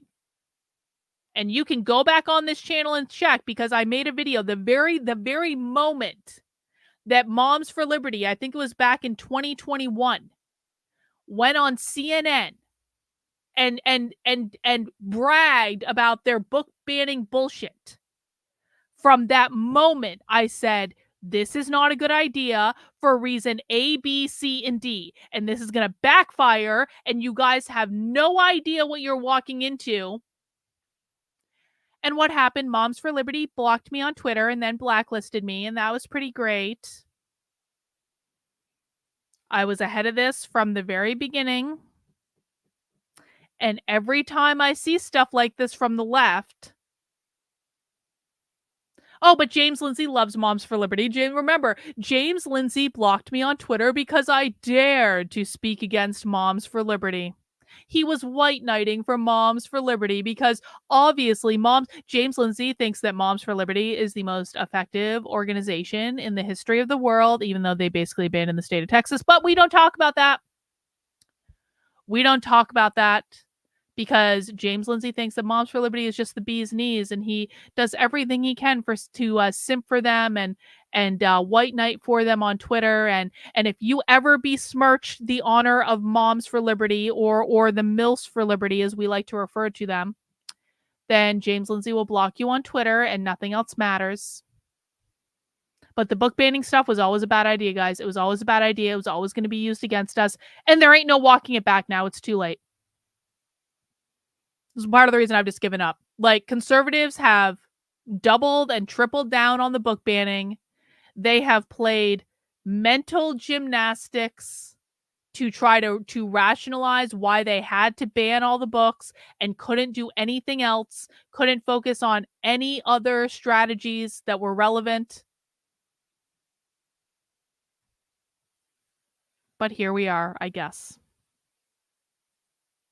We try to see how we can move voters one way or the other with message frames. So you really get some insider stuff here. So the best, really good polling isn't this stuff that you see in the New York Times or any of these other newspapers, right? That's not really good polling. We use polling as a strategic tool to understand how we move resources and what we pay attention to, and what we're going to focus on. There's probably not a lot of what you see on television that's a lot of money has been spent on it from either a political campaign or even an insurance company, that they hadn't tested those frames to understand how it impacts voters or consumers. So here you're getting a look inside. And so we tested a number of arguments to see which moved voters the most around, which moves voters the most from truth and history, right? These attempts to rewrite history not only diminished it and the injustice experienced by generations of Americans, but they also prevent educators from challenging our students to achieve a more just future. The benefits of diversity argument. Working for diverse classroom inclusion lessons isn't just the right thing to do, it's also the smart for kids of all races. It's about improving the outcome for children. Exposure to diversity helps prepare them to navigate an increasingly diverse world, a skill that colleges and employees value. Those are the two top testing arguments. This is why they're first here, right? What you find are arguments that are, and we tested a great deal of, and none of them tested poorly, but what you find is that the arguments that were focused on the children and the arguments that are focused on better positioning America to compete were the ones that resonated the strongest. So there's an argument to... I'm blocked by Tim Pool. Do you know why Tim Pool blocked me? Because I dared suggest to Tim Pool that the quartering was not the most effective activist, and there were far more effective activists. Tim Pool blocked me. So here's what happened. Do you remember like the whole Eliza Blue thing? And how like Tim Pool's own audience basically canceled him during the Eliza Blue thing. And Tim Pool ended up blocking the quartering during that as well, because the quartering was apparently like sending a lot of people into him to like rag him or like whatever. And so Tim Pool blocked the quartering, and then Tim made this big show of declaring that he had to unblock the quartering because we all need to work together on this, guys. We all need to work together because the left is awful and we need all hands on deck. Well, after Tim Pool made a big show of unblocking the quartering because we all need to work together, I sent Tim a DM because I had the ability to DM him. And he never answered my DMs before, but and then I never even DM'd him all that much, to be honest with you. Like every once in a while, I would send him something just to see, and he would never answer and he'd never respond to it, like whatever. But I sent him a DM and I said something to the effect of, I don't remember the exact words I used. Tim, there are far more effective activists than the quartering, and you really should have some of them on your show. And what I was thinking of in my head is I'm thinking about like Gabrielle Clark and people like that. And Tim didn't like being told that there were far more effective activists than the quartering. And so Tim blocked me on Twitter for telling him there were far more effective activists than the quartering, after he made a big public show of, we all need to work together to beat the left, guys. We all need to work together. Yada, yada, yada, yada, yada. We all need to work together because, we're all in this together, and the quartering is like an amazing activist, and all the quartering is going to save us all, guys. So yeah, I'm blocked by Tim on Twitter, but I actually don't much care. Well, Tim should be listening to me for any number of reasons, but I don't expect that to change anytime soon. So whatevs. Whatevs. Cassandra does want me on that show, though. And I'm like, I don't know about that. I don't think that's a good idea, but like, whatever. Who knows? Weirder things have happened, I guess. But Cassandra is trying to get me on that show, and I'm like, I don't know. I don't know if that's a good idea. Anyway, I don't know if I want to. No offense to Cassandra. I'd love to like hang with Cassandra and like play with her monkeys and stuff. I think that'd be pretty rad. But like that would literally be the only reason I would do it. I don't want to go on. Like I've told you guys this a million times. Like I don't want to go on that show. I don't think that it would be a good use of my time. I don't think anyone would listen to me. I think I would get called fat and ugly for 2 hours and no one would listen to what I have to say. And I wouldn't be able to advance any of the things I want to do. And probably would get into a fight with Tim because I think he's intimidated by me. And I just don't think it would be a good idea all around. But I want to play with those monkeys though. I want to meet the monkeys. I'm not actually joking about that. I've never played with a monkey before. So I guess we'll see. Push back a lot of this anti-teacher nonsense that's happening in our country right now, and we got to focus it on what's best for the kids. Which one do you want, Bot? Pick a beer. Compete and win the future, and focus it Bot, on. Did you want the gummy bear beer? On what's best for our country and better positioning our country. When we do that, we actually can increase we actually can move the numbers. The number of people who say teachers are professionals who can be trusted to decide what information to teach children. We go from 50. We move up the number to almost 60%. Why I think this is important, why I wanted to show it to you is also in this data you'll see. We'll show it because it would take. I don't have a lot of time, but also in this data, what's also seen in this data is those who are most likely going to school board meetings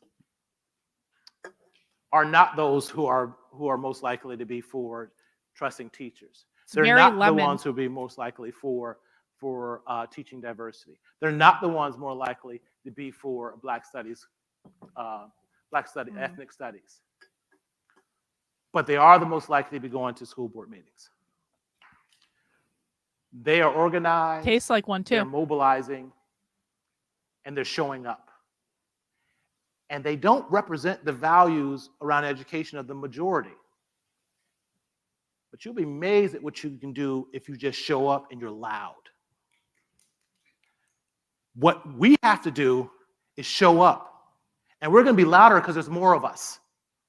So in a lot of ways, we can't rest just knowing that we're right. We cannot rest knowing that we're right. We have to be active. We have to show up.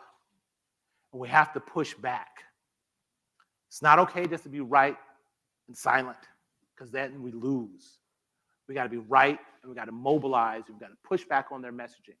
We've got to have a messaging that is about focusing on the children and better preparing the children. And that's about diversity. That's about teaching the truth. That's about challenging them. That's about not always making them comfortable. Prairie Artisan Ales. Prairie Artisan Ales. We are the majority. The majority of Americans are not where this anti-woke agenda is. But you wouldn't know that from just looking at the news. You would think that most Americans are scared to death of diversity and these bad teachers who are trying to do bad things and teach our kids this crazy bad stuff. You would think that because that's the stuff that runs on the news, and that's what gets the attention. But most Americans, that's not where most Americans are. But we got to fight back. I'm going to end it there, and thank you for the opportunity.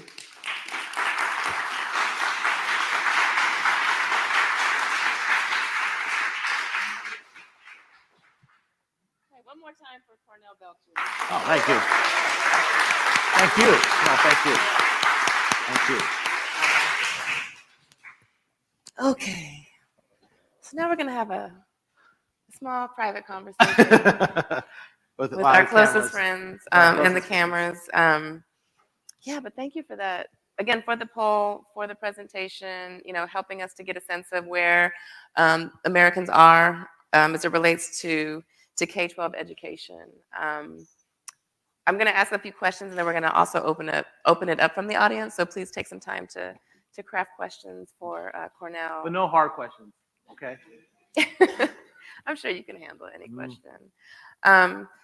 I wanted to start with, kind of the call to action that you raised at the very end, where we need to speak up, stand up, that we can't be silent, and that I think you said being right, and resting in that is not enough.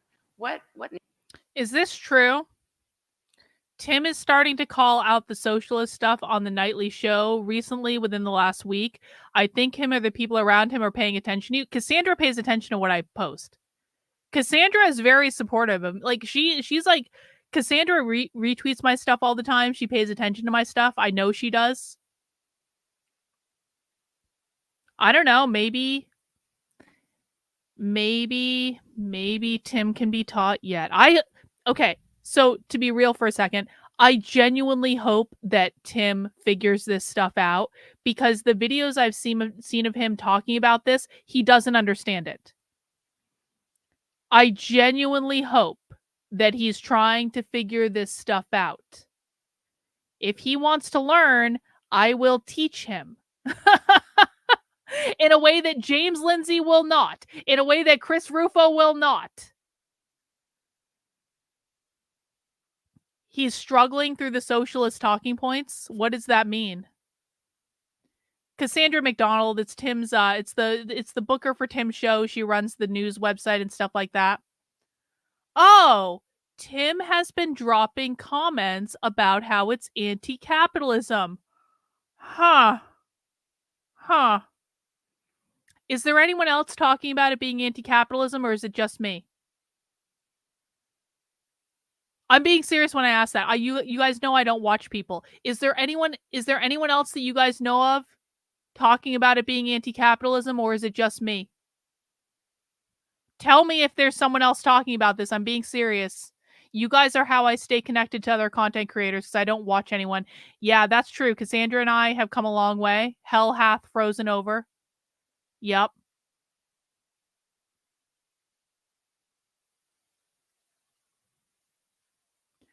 I mean, would I actually be allowed to explain it, though, is the question that I have. Nobody else seems to be clued in. I mean, they don't banter about it after he says something. Well, of course no one else is clued in about it. I've always thought Tim was smart enough to learn this stuff. He just wasn't. Mark Levin is no, wrong. Mark Levin is talking about it from a conservative perspective, not from a hinged into reality perspective. I'm sorry. That's just not true. That's not real. He's just started touching on it.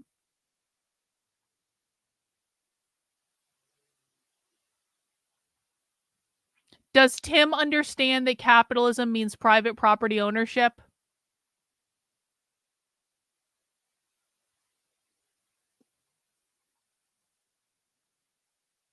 Well, yeah, Phil is obsessed with James Lindsay, so of course he's going to echo James Lindsay's talking points, which are not the best thing to do if you actually want people to learn.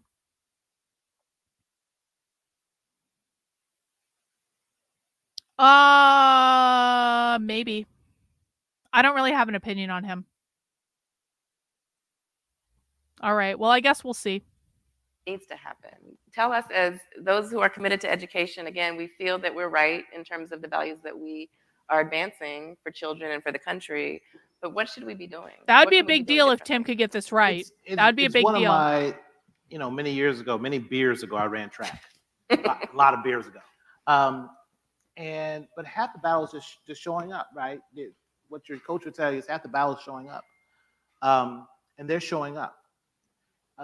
We have to show up, and we have to organize, and have to be mobilized. And you do see some of that happening now with groups.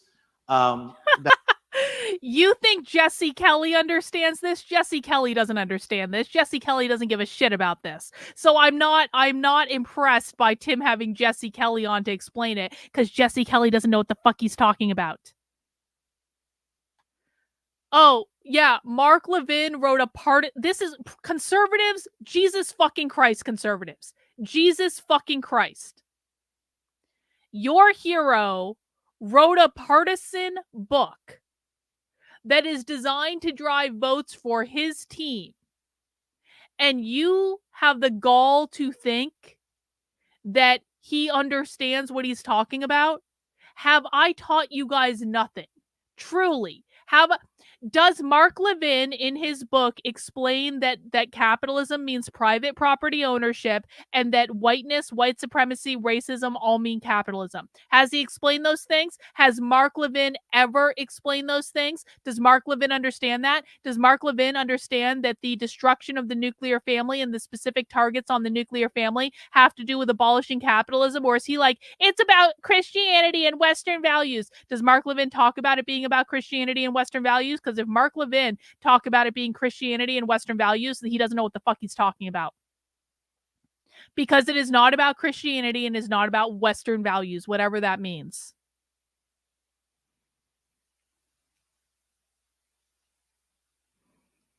Jesse Kelly and Liz Wheeler hate socialists, but they don't understand them here. And I like Liz Wheeler. I do. I think Liz Wheeler is she's a good woman, and I think she's doing her best.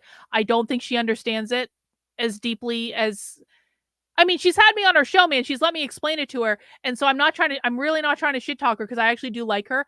I think that she doesn't understand it to the depths that I hope that someday she will understand it. Jesse Kelly does not understand it. I can say that empirically. I would need to be invited, so he is welcome to ask me, but I would need to be invited. Beth, you listen to Mark Levin, he doesn't understand it? Exactly. Jesus Christ. Mark Levin is as an opportunist. Exactly. All right, let's focus back. If he has not used those words, then he does not understand it, and you are making shit up. I know you guys really like to suck the dicks of your conservative influencers. I get it. I really do. You guys really get off on sucking the cocks of your conservative influencers. But that doesn't mean they understand what they're talking about. If they understood what they were talking about, you would not be in the position that you are in. That are organizing and push back, but they're behind the ball. What is this? Moms for Liberty. Moms for Liberty. Drink. Well funded. Yeah. Very well funded. Sham organization. AstroTurf organization. And they have marching orders. I mean, in the end, it's not rocket science. It is, we need to organize and mobilize, give our people the information they need, give them direction, and let them go off. And also, let's be real about it, is there are people who are spending a lot of money to help those organizations that are funded by DeSantis people. Moms for the Mills for Liberty, funded by DeSantis people. And we have to have resources and organizations DeSantis shill organization. Because again, I think we get comfortable in the knowledge that, well, what they're saying doesn't even make sense. That's not right. We get comfortable in that. So why do we have to fight that? But we see why we have to fight it. Can you help us, I guess, to understand, for those who don't know enough about, or we're not familiar enough with campaigns and kind of, again, the big organizations that are really helping to drive and support these advocacy organizations, what does that look like? And what are the organizations that support a lot of the values that folks in the poll talked about doing in this instance? Well, that's the problem. There are not a lot of organizations and we need more of those organizations. But again, half of it is we've got to start showing up at school board meetings, because I know it's a pain in the butt, but for better or worse, the other side is showing up at school board meetings, and they're being loud, and when those and they're voting. And they're voting. So we've got to show up, and a lot of these little small local elections, so many of us just give short shrift to. We don't even think about it. Mhm. The other side, they're paying attention. And this is not new. I mean, if you go back, again, let's go back to Virginia, where in the 80s, Pat Robertson decided that they were going to organize and start taking the religious right. We're going to start organizing, taking over school boards, and pushing that. Now, they never had a majority support for what they were wanted to teach or what they wanted to do, but they were successful because they were organized and they showed up. So for the very first thing, if you take nothing else from this, is, take you and a friend or a family member and start showing up at school board meetings. Call your aunts and uncles out in Ohio and Carolina, and tell them, especially the parents, show up at the school board meetings, because it actually is important, because there are people there trying to do bad things. So we'll have to show up to the school board meeting. Yes, you have to show up at the school board meetings. You raised an important point about resources, though, and I wonder about that. Where could we and should we be marshaling resources, and where should they be targeted? I mean, the ironic part of this entire thing is that school boards don't even control curriculum. School boards do not control curriculum. They don't control curriculum. Unless you live in Vermont or Connecticut, school boards have no direct say over curriculum. So people can make a turf war out of school board meetings like all they want, but school boards do not control curriculum. Like they're like you get conservative control over a school board. Okay, congratulations. What actually changes? Because you do not control curriculum. I mean, it's like this is like millions of dollars are being wasted on, and I'm not saying like you should cede the battleground entirely. That's not my argument either.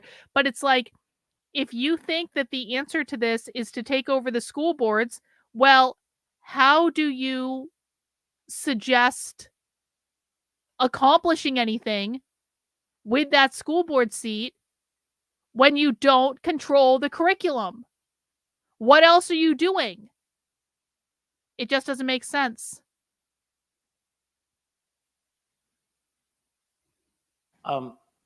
Well, one of the things we can do is we have to support.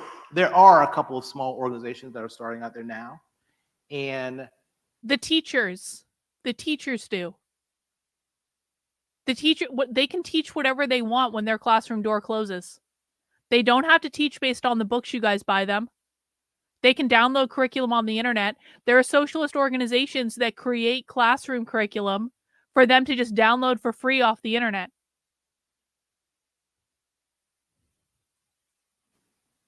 We have to write a check, $10, $15. We've got to show up because for better or worse, money is the lifeblood of politics in this country. Now, there's too much money spent on campaigns and politics. True. It is. Agreed. Nowhere else in the world do we spend nearly $1 billion on a presidential race. It's obscene. But there will be close to $1 billion, if not $1 billion, spent on the presidential race. And I'm not even talking about the Senate races and the House races. I'm just talking about the presidential race. That is absurd. It shouldn't cost that much money. And then we wonder why big special interests and the wealthy have such a hold on certain segments of our politics.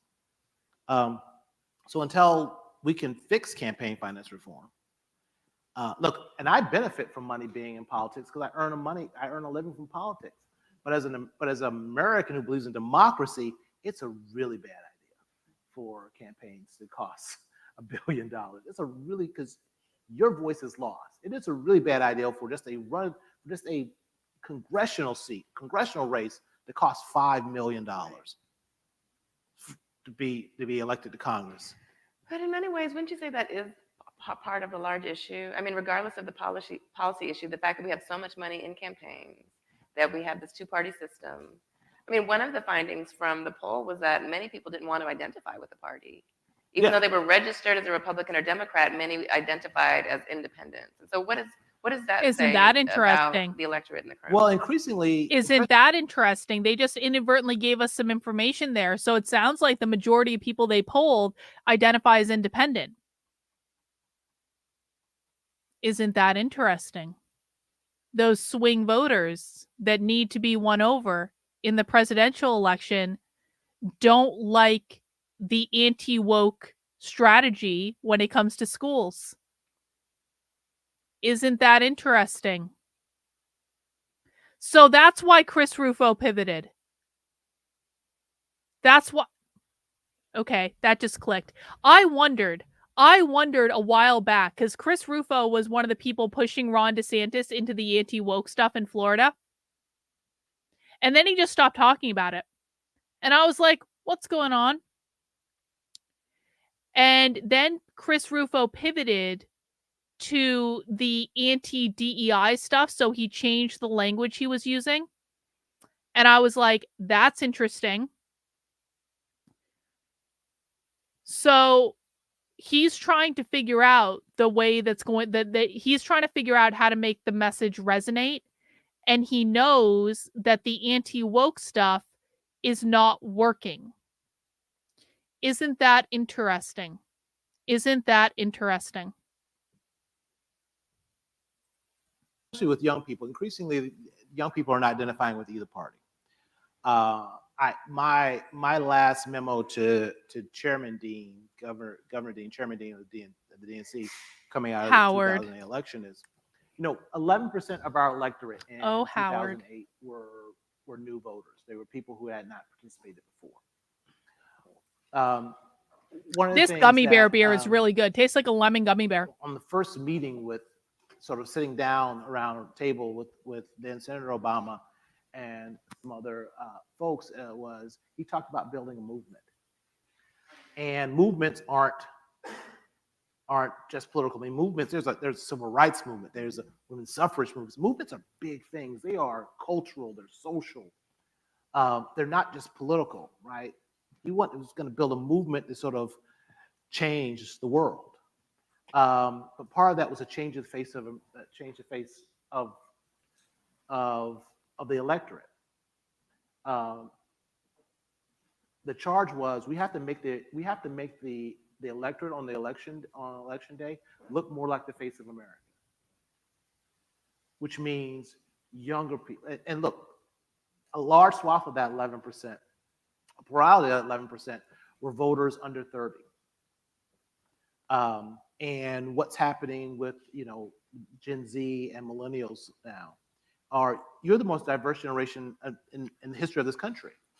You are the generation where slime you already got your slime. Slime Obsidian usually does their slime drop at 7 p.m. on Fridays. So now would be a great time to check Slime Obsidian's website if you have some slime that you want in your life. We can't continue to kick the can down the road on racial issues, because I just got a text from them. 15, 20 years, we are at a tipping point where the historical majority group begins to fall into the minority group. And this is a challenge to democracy, because no democracy has ever done that before.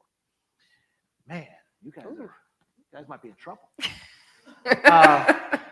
But that 11%, they were key to Obama being elected.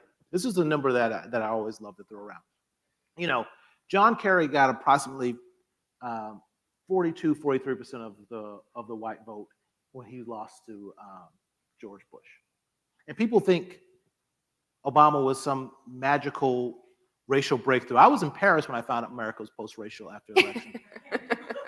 Because Parisians love American politics. They love American politics and Jerry Lewis, which I don't quite understand.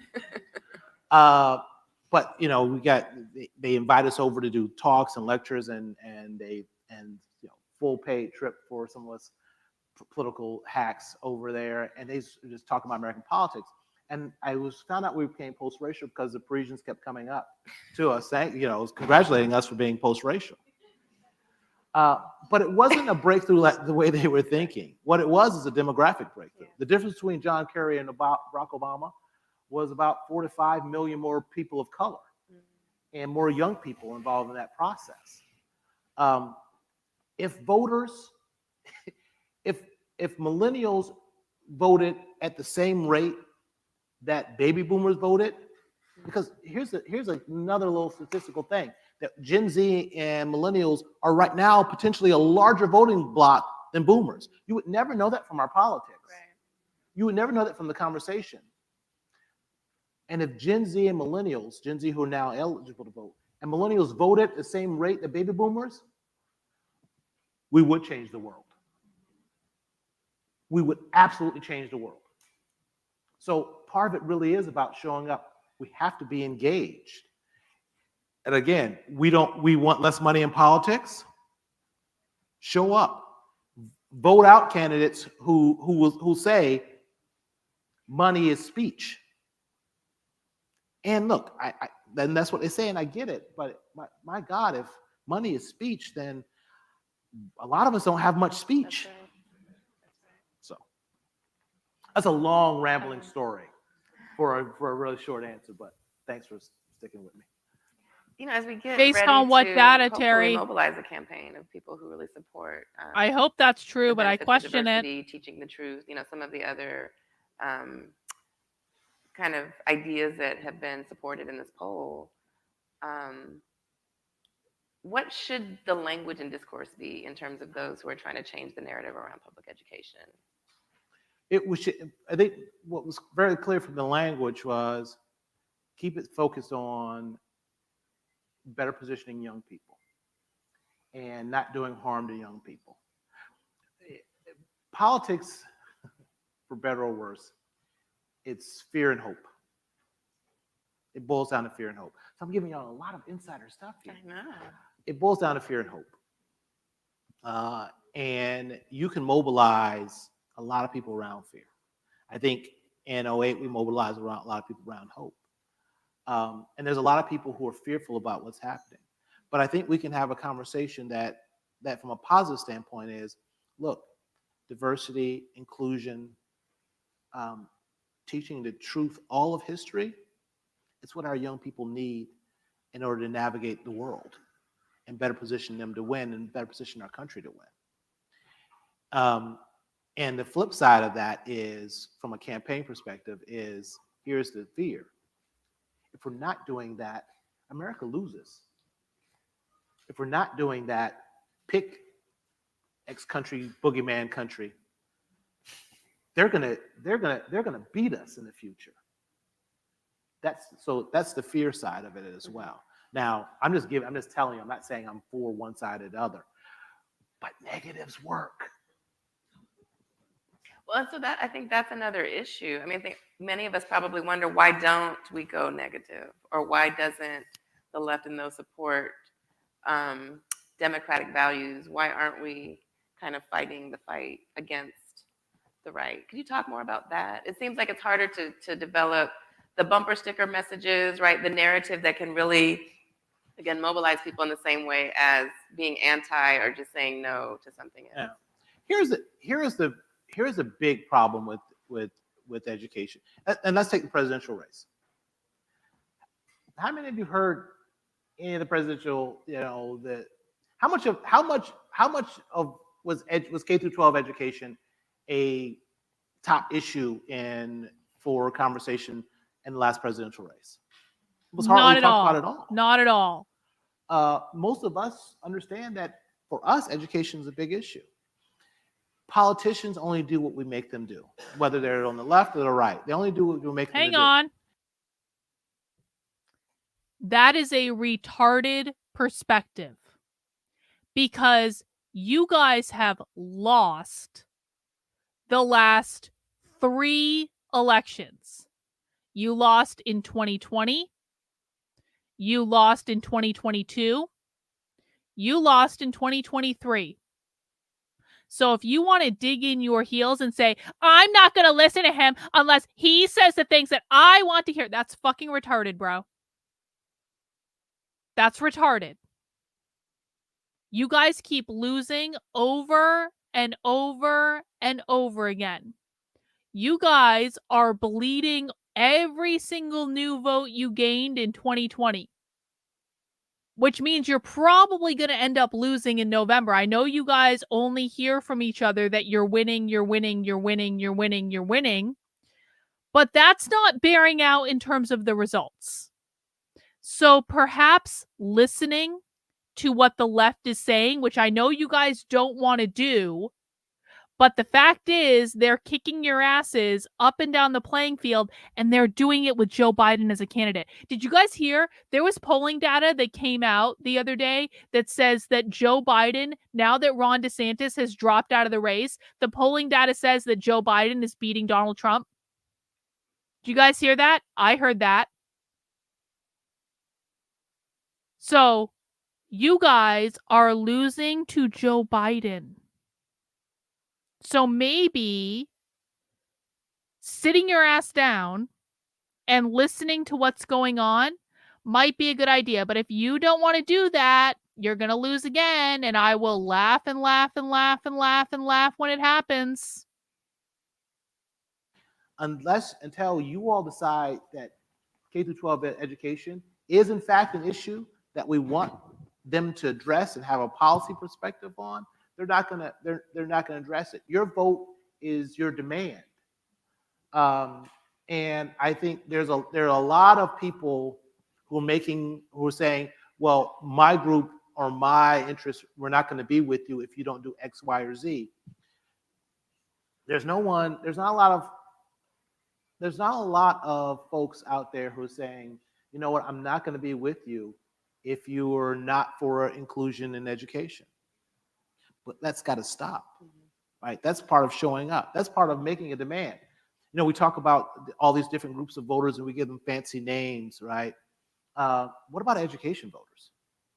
What about education voters? Why don't we mobilize around education and make a demand of these candidates running not only local, but the top, because so much of the money comes in the end, the federal dollars, and they sprinkle down.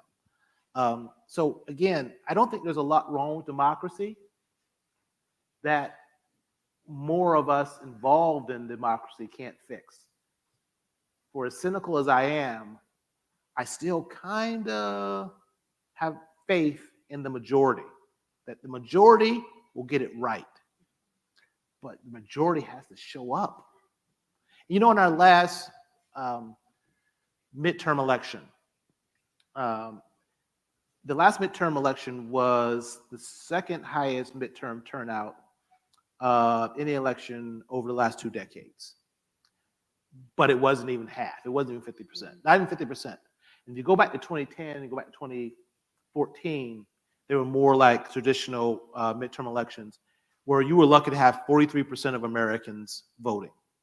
So you have 43% of Americans deciding what's going to happen in the country. And you know what that 43% who's showing up look like? They don't look like this room. They're older, they're more conservative, they're less diverse. And again, not making a value judgment, you all and your diversity kind of make them uneasy. And they're kind of challenged by what they're afraid of. I think he is. In America, I really do. I think he's hinged into reality. With all this diversity. So, and listen, I started out being very skeptical of this guy. I think I was pretty clear on that. I think this guy is hinged into reality. I think this guy is accurately describing what's going on. Maybe we can quibble here and there, but like, I think that this is, I'm glad we ended up watching this. It's depressing as hell, but I do think that this guy knows what's going on.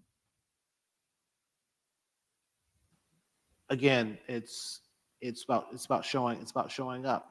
And how do you get people to show up? Oh my God, I don't know. I mean, for those of us who've worked on campaigns, right? I mean, apathy is a challenge to overcome, but why is it the success of the right that has left people so frustrated and despondent? How do you really inspire hope in a moment? I just ordered some more slime. Don't tell my husband. I wish I could say there's silver bullets. There are no silver bullets in politics. there are multiple variables at play. Let's go back to, let's bring it back around to what I point I just made a couple of minutes ago, fear and hope.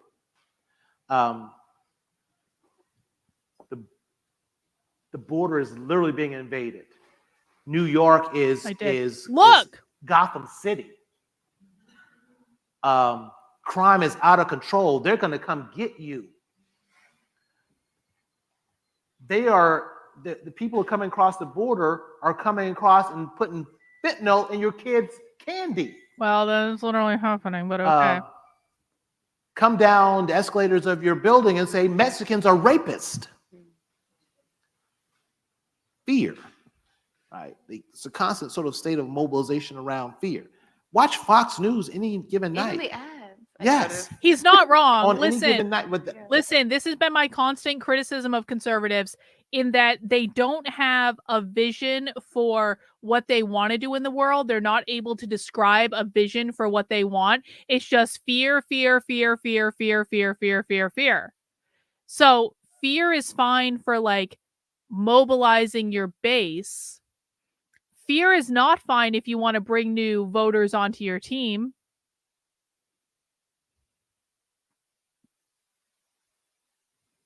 Well, I appreciate that. Thank you. So there's a mobilization around that. I think there's also mobilization on the other side of fear. What happens to America if, in fact, those sides that are anti-diversity, that are anti-inclusion, increasingly anti-democracy, win, right? But there's no silver bullet. And part of what I hear in qualitative all the time, and probably many of you can probably attest to this, is that I'm tuning out because it's all so negative and nothing. And Washington is broken, politics is broke, so I'm tuning out. I'm not even paying attention to it anymore. That's how they win. And by the way, that's purposeful. There's a reason why they muddy the waters. You know, politics 101. If I can't win the debate, if I can't win the conversation on the merits, I muddy the waters. And that's what you have happening. And many of us in this room say, well, you know what? And when that happens, they win. You weren't supposed to share that part of our conversation. Well, we'd love to take some questions from the audience. We have microphones on each side if you'd like to come up and ask your question. So that was, I mean, really, really interesting. And I have so many questions. I don't know, we've got a weekend. Maybe we should turn this into an event. So if part of your message is there are more people who, believe in diversity and telling the truth than we think. And so, we have to, part of the answer is we just got to get them out and mobilize them and get them. So I think that's true, but there are some less encouraging things from this, especially about teachers. Yeah. So if you see that while most people think students should learn history and the impact of racism, if you look at trust teachers to set curriculum, that's only 51%. Yes. So that's not very, that's a majority, but that's, and then the question that you have here on the, I'm sorry to hear that, Greg. I'm very sorry to hear that. Education messaging, the respect teachers is the lowest. That is the message which says we should respect teachers. Even you have the question, well, we don't tell electricians how to change your electricity. So why are we? Which actually I would have to say is a question which makes it look worse than it is. So I would expect that if there was a less loaded question, you'd get an even worse answer. But so I guess the question is, there's clearly evidence here that there's. You started out by saying that we're making teachers the enemy or the problem. So how do we do that? That isn't just a question of showing up, because even if everybody shows up, it's not going to be necessarily a win. So I guess that's the question, because there's some real issues that we have to do. And, of course, that's a problem for us because, it's hard to get students who want to do this. So I guess, I don't know if you have any ideas about what we can do to try to change people's attitude about that. And thank you for that question. But part of what I've been trying to do throughout the conversation especially to the messaging part, and show you how, in fact, we move that teacher's number, right? No, hang The on. Stony Baloney, this is a really good point. Conservative conferences never look like this. I've been to conservative conferences. I've spoken at some conservative conferences. Let me tell you what happens at conservative conferences. At CPAC, basically every talk at CPAC is like 10 minutes long. And so it's basically like a constant pep rally where they're just giving the talking points that is going to rile up the crowd, and everyone claps and they give their money and they clap and they give their money. But like, there are no in-depth discussions. There's like no Q&A from the audience. It's just like everyone's just there to be rallied around the talking points and to see their favorite influencer. And then they go out and they all get pictures. And then they go out to parties and there's hookers and blow and hookers and blow and hookers and blow. And that's real. That's not made up. That's real. Lots of after parties. Basically, everyone goes for the after parties. The same, excuse me, the same is true at pretty much every single conservative event that I've gone to. Even when there are larger sessions or they're like longer sessions, no one goes to the main sessions. No one goes to the strategic sessions. No one goes to the planning sessions. Very few questions are asked. But everyone goes to the after parties. Everyone's just high-fiving at the after parties and all having drinks and like all hanging out and like all that stuff. They're really fun. Don't get me wrong. Really great dinners, great food, lots of alcohol, lots of smoozing, lots of places to take pictures and stuff like that. But they're not like this. Not like this at all.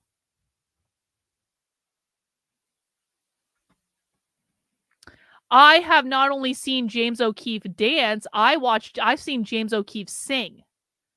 I saw James O'Keefe put on a whole fucking show at one of the conferences I was at. Didn't talk about his work at all, but he sang a song and did a dance and they did a whole thing about it. True. Polling is strategic, and most of the polling that you all see isn't strategic at all. It's just a horse race that you shouldn't even be seeing. But polling is strategic. I have a video of why that. we did that. I have a video of it from back in the day. The message testing. And by the way, I'm not putting a value on which message moves people's trust in teachers, right? That are the trust teachers argument is one that we named. But what moves trust in teachers is the arguments that we talked about here, which center on the importance of teaching children so they're better positioned and better prepared for the future.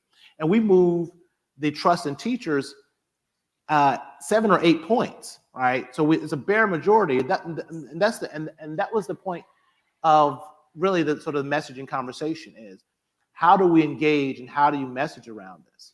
Because all of it is about moving. We're constantly moving consumers. We're constantly trying to move consumers and voters. Every time you look at a television screen, someone's trying to move you. And we can move you, and we do move you. I hate to tell you all this, but you all are moving all the time. You want things that you actually don't even need. But there are 2 message frames in there that I talked about, which do move attitudes, right? We do move that bare majority up, I think 8 points. So that's step number 1, is how do you begin to use that language and push back that language? For example, here is a real world example how this works. On the people who are pushing sort of anti-wokeism and on the side of this against diversity and inclusion and want to narrow the teachers and what they can do with their curriculum, they have talking points. And all of them are on the same talking point. True. And good message development isn't rocket science. It's just repetition. What I would argue is, when was the last time you saw someone, well, hell, we don't even see a lot of people talking about education from our side on television. But what would it look like if we... I mean, they're on MSNBC all the time. Thank you, Beth, for the super chat. Honestly, I don't think people even understand what critical thinking is these days. I hear a lot of people claiming they use it, but I see very little evidence of it. Beth, I completely agree with you. I think a lot of people think they're thinking critically, but what they're really doing is they're looking to feed their own confirmation bias. I don't think there's much of any critical thinking going on at all.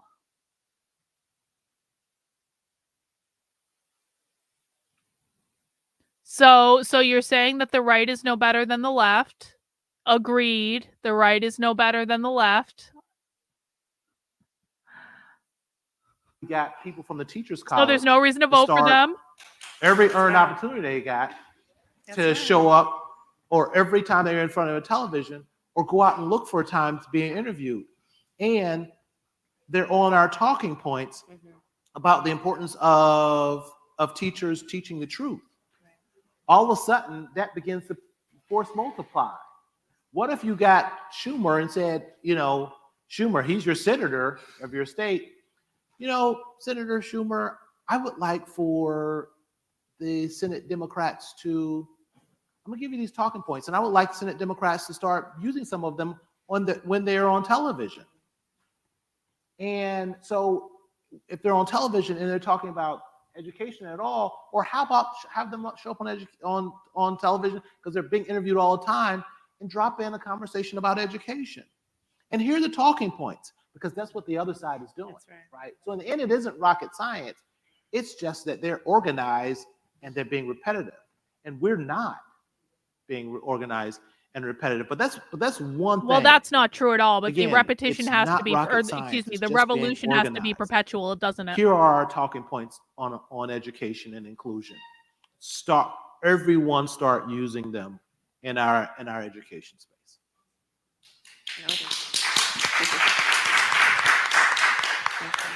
I don't know who is next.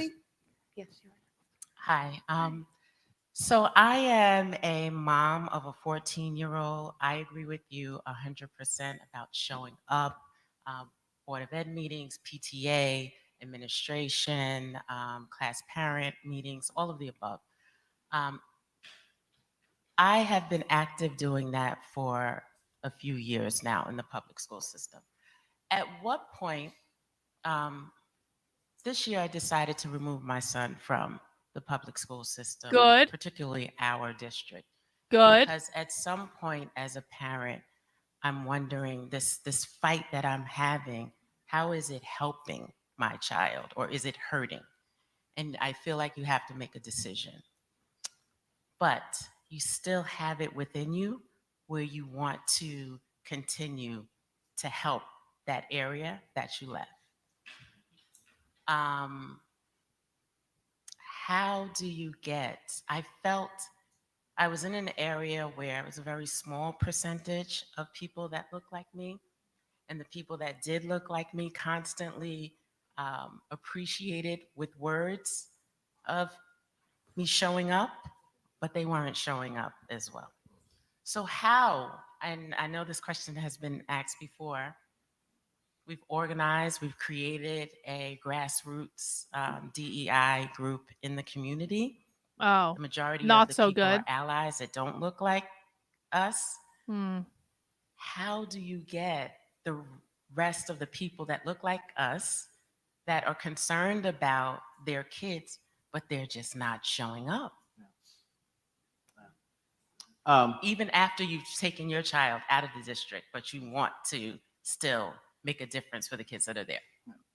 Well, one, thank you.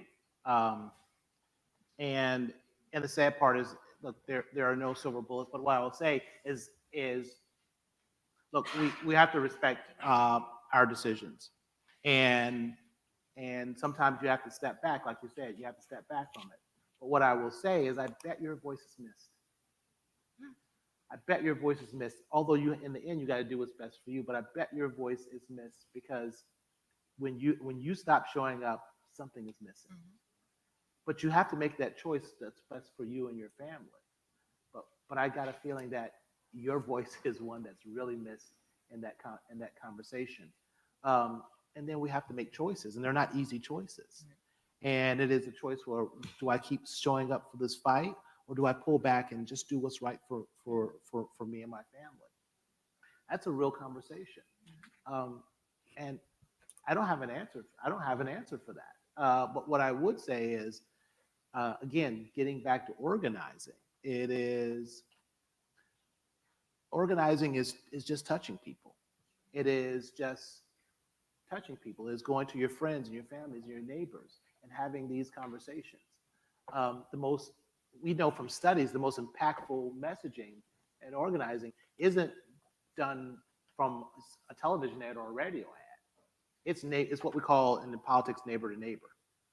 And it is, you get someone in that neighborhood. Conservatives, give them the please talking listen to points, they this. understand the assignment, and they start reaching out to their neighbors. This is what everyone needs to be doing. And their neighbors trust them. Their neighbors aren't someone outside.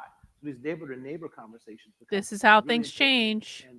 And organizing, and you're not going to win them all. And look, they're the ones who are against inclusion and diversity. They're not winning them all either, right? They're showing up at these meetings, but it's not like there's 5,000 of them showing up at these meetings.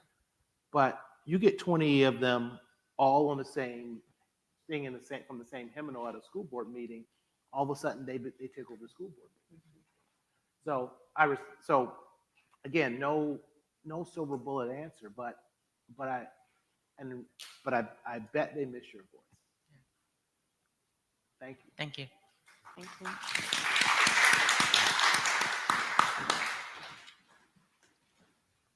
Thank you so much for this contribution.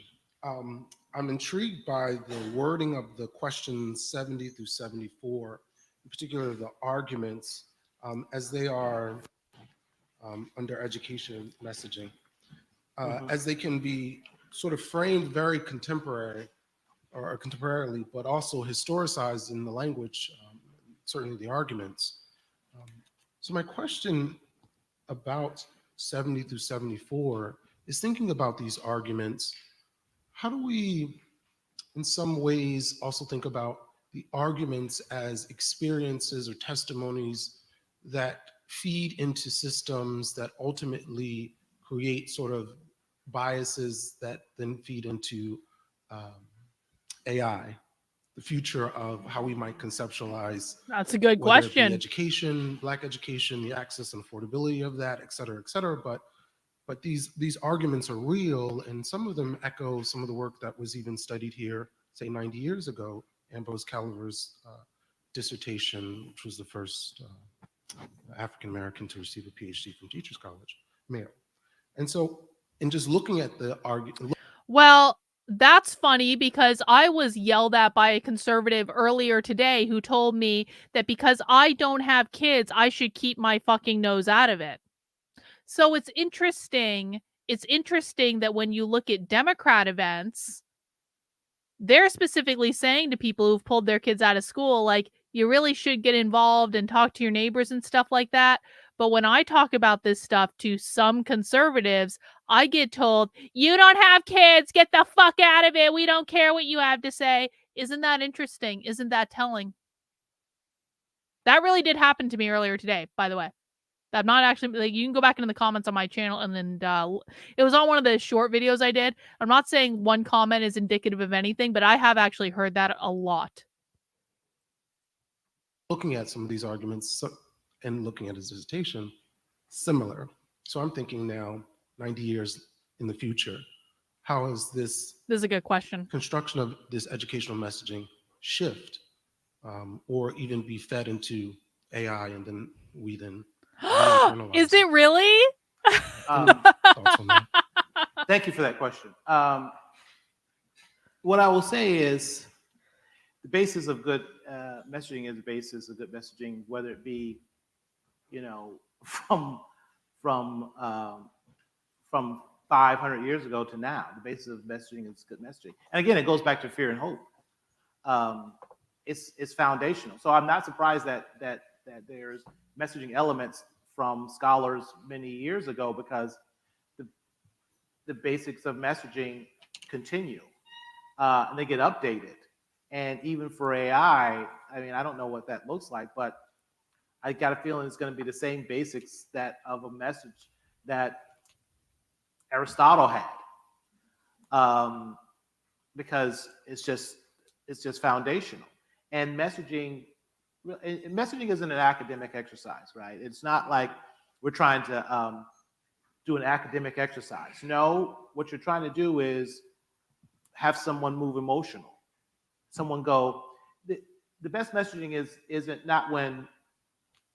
when you see what we call the nodding, and you see it in qualitative. The nodding. When someone reads something and they go, they don't have to say anything. You know, you got that person because that's something that they feel, and they nod to an agreement. What exactly? So what you see there is a lot of message frames tested, and quite frankly, several of them test really well, and they do exactly what we want them to do. It actually moves people's attitudes about trusting teachers, and that's fundamentally what you want a good message is, right? It's not an academic exercise. In the end, does this move the measurement that I want to move? And we come at that from multiple different angles, and we quantify which of these angles moves this measurement. Whether that measurement can be intention to vote, that measurement could be what candidate to vote for, that measurement could be buying a Honda over a Toyota. And for this one, the measurement was moving the bar on trusting teachers. And so we came at this from multiple different angles, and we did come up with several of them that tested really well in moving that bar for trusting teachers. But yes, probably the fundamentals of some of those arguments aren't anything new under the sun, and it basically does get back to hope and fear, right? It's primal. And that's why the basis of a good message is the same as it is now as it was during World War II, during World War I, during, all throughout human history. Okay, hi. I have two questions for you, and I'm going to ask you to speculate a little bit. Here we go. First of all, thank you. Great presentation, great report, important data, and important work. My first question for you is, only 2/3 of people in the United States turn out to vote in, record turnout. If you're lucky. If you're lucky, right? And we know that voters and non-voters do systematically differ along a lot of things like resources, education, race. So my question is, this is a poll of registered voters or a poll of voters. Can you speculate what the differences might be if it was a more, a representative sample of the whole population? My second question, as a follow-up to that, is a lot of Americans conceive of education and think of education as an individual means to an end. This is an economic, social mobility vehicle for a lot of people. Can you talk a little bit about the possible political power of reframing education as it is a public good, public education for everyone, for civic ends, innovation, the more macro view of education? Do you think there's any viability in that argument for particularly voters, but generally for the public as well? Thank you for those questions. I will take your first question, and I'm going to give you a blunt answer that you're probably not going to like, and that is I don't care. I don't. All in a democracy, everyone's equal, but people who vote are a little more equal. And that's part of the problem because they're determining what's happening in this country. And again, typical midterm election, you're lucky to have 41% of voters showing up. Those 41% of voters are saying what's happening to our country. And what you see between 2008 and 2010, and this is what one of the conversations I love, is in 2008, we had record turnout. We had a historic sort of breakthrough. And then in 2010, you had a backlash. You had the Tea Party, rise of the Tea Party, and a backlash, and the other side take Congress, and a lot of anger and death panels. Yes, and take back our country. By the way, when people say I want to take back my country, you should take them at their word that they think they're losing their country.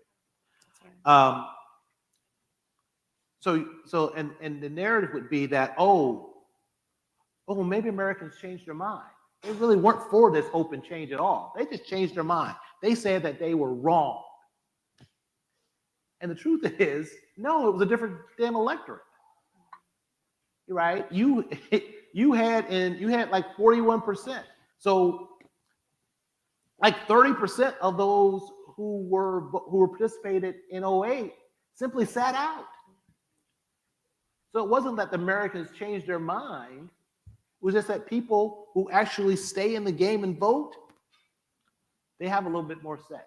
So I know it sounds crude and it makes me sound like I'm not gonna say ass in the chapel.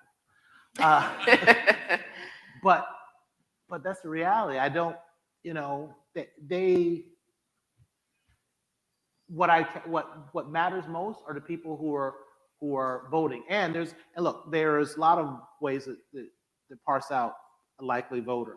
And when polling is, most of you look at polling at the horse race. The horse race, you didn't ask this question, but I'm going to use it anyway. The horse race is the least important question in a poll.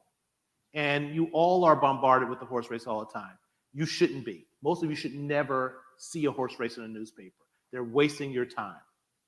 They're wasting your time on a lot of different levels. One is, what can you do with that horse race, right? I say, and again, I'm part of the media. I say every time they talk about a poll on television or in the newspaper, they'd be better with that time informing voters of the differences between the candidates, because that's information they can use. They can't use that poll. That's something insider. And here's the other thing: that poll's pointless. Because you know why? Because I have $1 billion to change that number. And again, bringing it back home, you know how I can change. Like, give us $10 million to run a campaign on changing the perception of trust in teachers. You give me $10 million, I know exactly how to do it. And that's what's happening. So I don't care about a poll number. And the other part about polls is, I'm on a little poll tangent. The other part about polling is this. So New York Times, a couple of weeks out from the last election, they did a poll, and it was like, bro, you're going to win the award for dumbest person in the audience today. I swear to God, because I was actually thinking in my head, conservatives are fucking stupid if they don't listen to this guy. This guy is laying it all out. This guy is giving you the keys to the kingdom of what you need to do to win. And here you are going, he is always talking about circle talk. I don't believe him. You win the award for dumbest person in the chat today. Right now, you could be learning from a strategist that is one of the people that got Barack Obama elected. You could be learning from someone who right now, as we speak, because this presentation wasn't that long ago, this was a couple months ago, is polling on attitudes that Americans have towards education and working with the preeminent teachers college in the country to try to shift attitudes towards education in a way that's going to be most advantageous for them. But because it's a little bit slow and there's no cringe, you don't want to listen and you don't understand what's being said. If you morons actually spent more time listening to the left than you did trying to own the left with cringe videos, bro, you might actually have a hope of winning an election at some point in your fucking life. But you don't. You dismiss it. You make fun of it. You will probably call him all sorts of names. You'll say, it's boring, but it's boring. It's so boring. And that's why you will always and forever be a perpetual fucking loser. Joe Biden ahead in Florida. Now, most average person who just reads that headline says, oh, Joe Biden's ahead in Florida. that means Joe Biden's going to win Florida. When in reality, that's not what that means at all.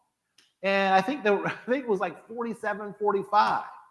That's not what that means at all. And then they go, oh, well, Joe Biden didn't win Florida. The polls are terrible. Polls are wrong. Pollsters are still good looking, but they're wrong. So we use too much polling in this conversation. And the likelihood of voting is something when polling's wrong, it's not wrong because of the methodology. It's wrong because of the art. You can, most students who pass stats, I got a C in stats, by the way, and I earn a living doing it. Most students who pass stats kick my butt. Most students who pass stats can get a lot of the methodology wrong. It's not the methodology, it's the art. When polling is wrong, they've gotten the art wrong. They've missed what the electorate is going to be, and none of the data can tell you that that's where the art of it comes in. When a couple of years back, or even take the AOC race, when the polling was off about the AOC race because they had the electorate wrong. When the polling is off about the presidential election in 2016. Well, the polling wasn't off in 2016. Actually, the polling in 2016, 2012, 2008 was as good as the polling was better in a decade. And by the way, polling was never created to give you a horse race number. It's getting pretty good at it, but it's not the point of polling. The polling was off in 2016 because in the forced choice, Hillary Clinton and Donald Trump, Hillary Clinton got to a majority. There was never a forced choice. There were third-party candidates, so voters never had to do a forced choice. And what you saw happen there is the protest vote and the lesser of the two evils. So if you look in most of the battleground states, go to Wisconsin. Look at the margin between Hillary Clinton and Obama in Wisconsin, and look at the percentage of the vote in third party. And it's almost exactly the margin that she was off Barack Obama. Donald Trump didn't do anything spectacular in 2016. Most of what Donald Trump, except Ohio, if you take Pennsylvania, Wisconsin, Michigan, and the percentage that Donald Trump did in those states was maybe a point better or less than what Mitt Romney did in 2012. The problem was it wasn't a forced choice, right? But that's also right, paying way too much attention to polling. But it was never a forced choice. And right now, here's the number one threat to Biden. Donald Trump wins by subtraction. We've seen in a couple of different elections now, Donald Trump has a ceiling. We've seen it. We know it. It's 46.5, 47. Listen to this. We've seen it. We've seen it in multiple elections. That's his ceiling. He's not going to get over that ceiling. It's problematic. He wins by subtraction. Look at the horse race with third-party candidates in it. And polling after poll after poll in our internal polling shows that these third-party candidates will do exactly, if they get traction, will do exactly to Joe Biden what they did to Hillary Clinton in 2016. The other Cornell. Did everyone just listen to what he just said? Donald Trump has a ceiling of 46%. He will not get more than 46%. They know this. And so the Trump campaign, I'm positing now, the Trump campaign knows that the only way that they are going to beat Joe Biden is if there are other candidates in the race that take votes away from Joe Biden. Now, some might say RFK will take away more votes from Trump than Biden. I would agree with that. I don't think RFK is taking votes away from Biden. RFK is taking votes away from Trump. So Trump didn't have this problem in 2020. There was no real third-party candidate of any significance. So he got a lot of votes in 2020 and he still didn't win. And now we're in 2024. Donald Trump is just as toxic as ever to new voters. The Republicans have done a really good effing job of driving away everyone who voted Republican for the first time in 2020. Like, I've said this before, I'll say it again. I am not going to vote for Donald Trump. I like Trump. Trump is amusing to me. I am going to enjoy the hell out of the humor of it. I'm not voting for Trump. I'm probably not going to end up voting for anyone. So how many votes did Trump lose between 2020 and now? Which I think is going to be more significant than people think. RFK is in the race, and he is running as an independent. So that means he's probably going to pull more votes from Trump than he is from Biden. So Trump's going to lose more votes there. And Joe Biden will be campaigning in his basement because he is the alternative to Trump. So no matter how much people hate Joe Biden, the fact that Donald Trump will be the nominee for the Republicans doesn't really mean a whole heck of a lot, because to a lot of people, Donald Trump and the Republican Party is just as toxic as Joe Biden. Conservatives don't understand that a lot of people will never vote for Donald Trump. It does not matter how badly Joe Biden takes the economy. It doesn't matter how badly all of this immigration stuff goes for Biden. It doesn't matter. There are a significant number of people out there who will never, ever, ever, ever, ever vote for Donald Trump. Again, I say this as someone who likes Trump. I do. But there's no path to victory for Donald Trump. And part of that is the fault of the conservative influencers who've driven a lot of people away. But part of it is you can blame it on RFK, because RFK is going to take votes from him. Part of it is just a problem of his own making. This is why I always said it was going to, like, and I think everyone knew that Donald Trump was going to be the Republican nominee. I think that was always pretty clear, but like, it was so stupid. If the Republicans had nominated Vivek, we would be having a much different conversation right now than with Trump. And the other thing too is, like, even if Trump could muster the votes, there is no way the establishment's going to let him win. That's not going to happen, guys. It's just not going to happen. So we're about to see a lot of money being spent on something that is going to end up with exactly the same result as we got in 2020.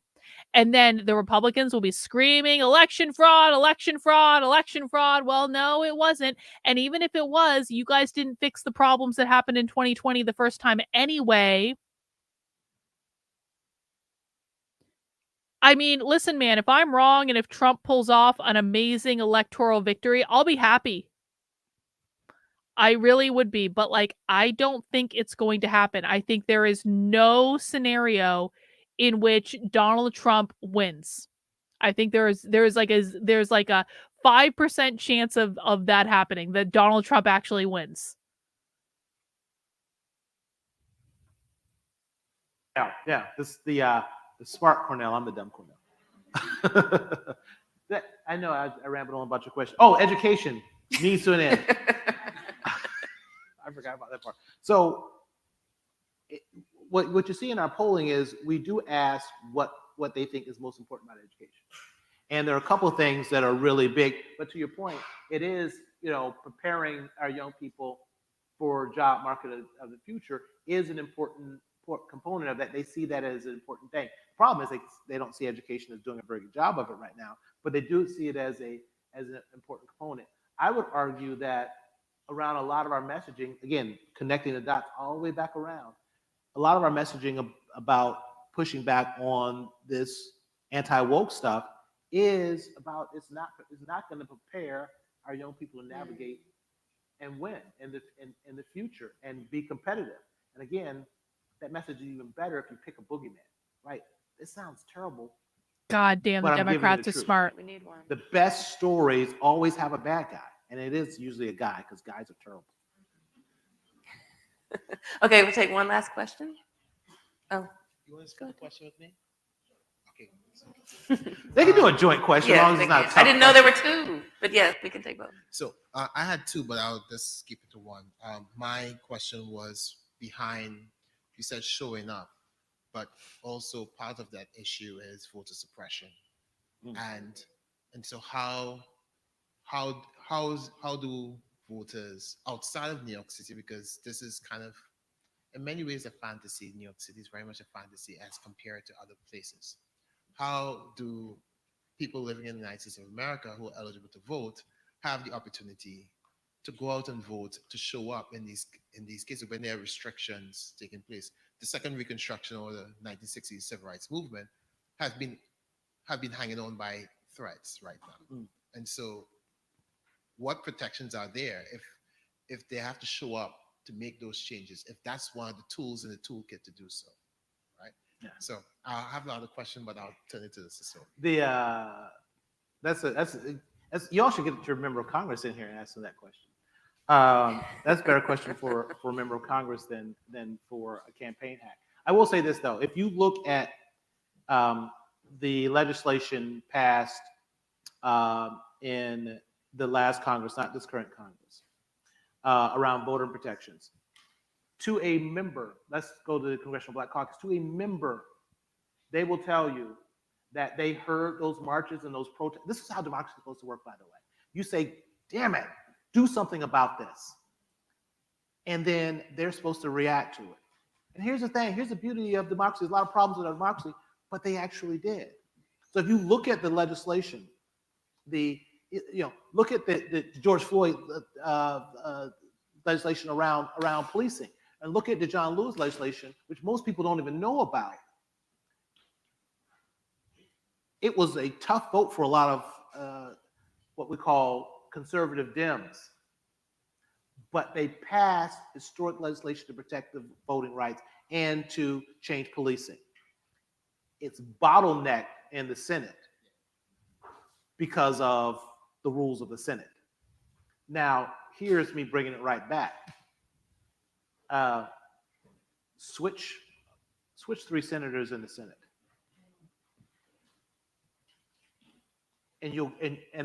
And those that Voting Rights Act, switch 3 senators in the Senate, and that Voting Rights Act probably becomes law, right? And what we have to do is nationalize the voting rights laws so that each individual state can't do draconian measures. Because you see the most draconian things coming from the states. Right.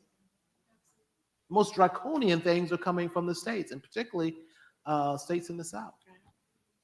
Thank you. Okay, we'll take our one last question. Our last we'll question. Have a brief answer. I gotta get a brief answer. Yeah. They're kicking us out. Absolutely. Okay. First and foremost, thank you so much for letting me split. Yeah, that was good. That was so nice. Thank you.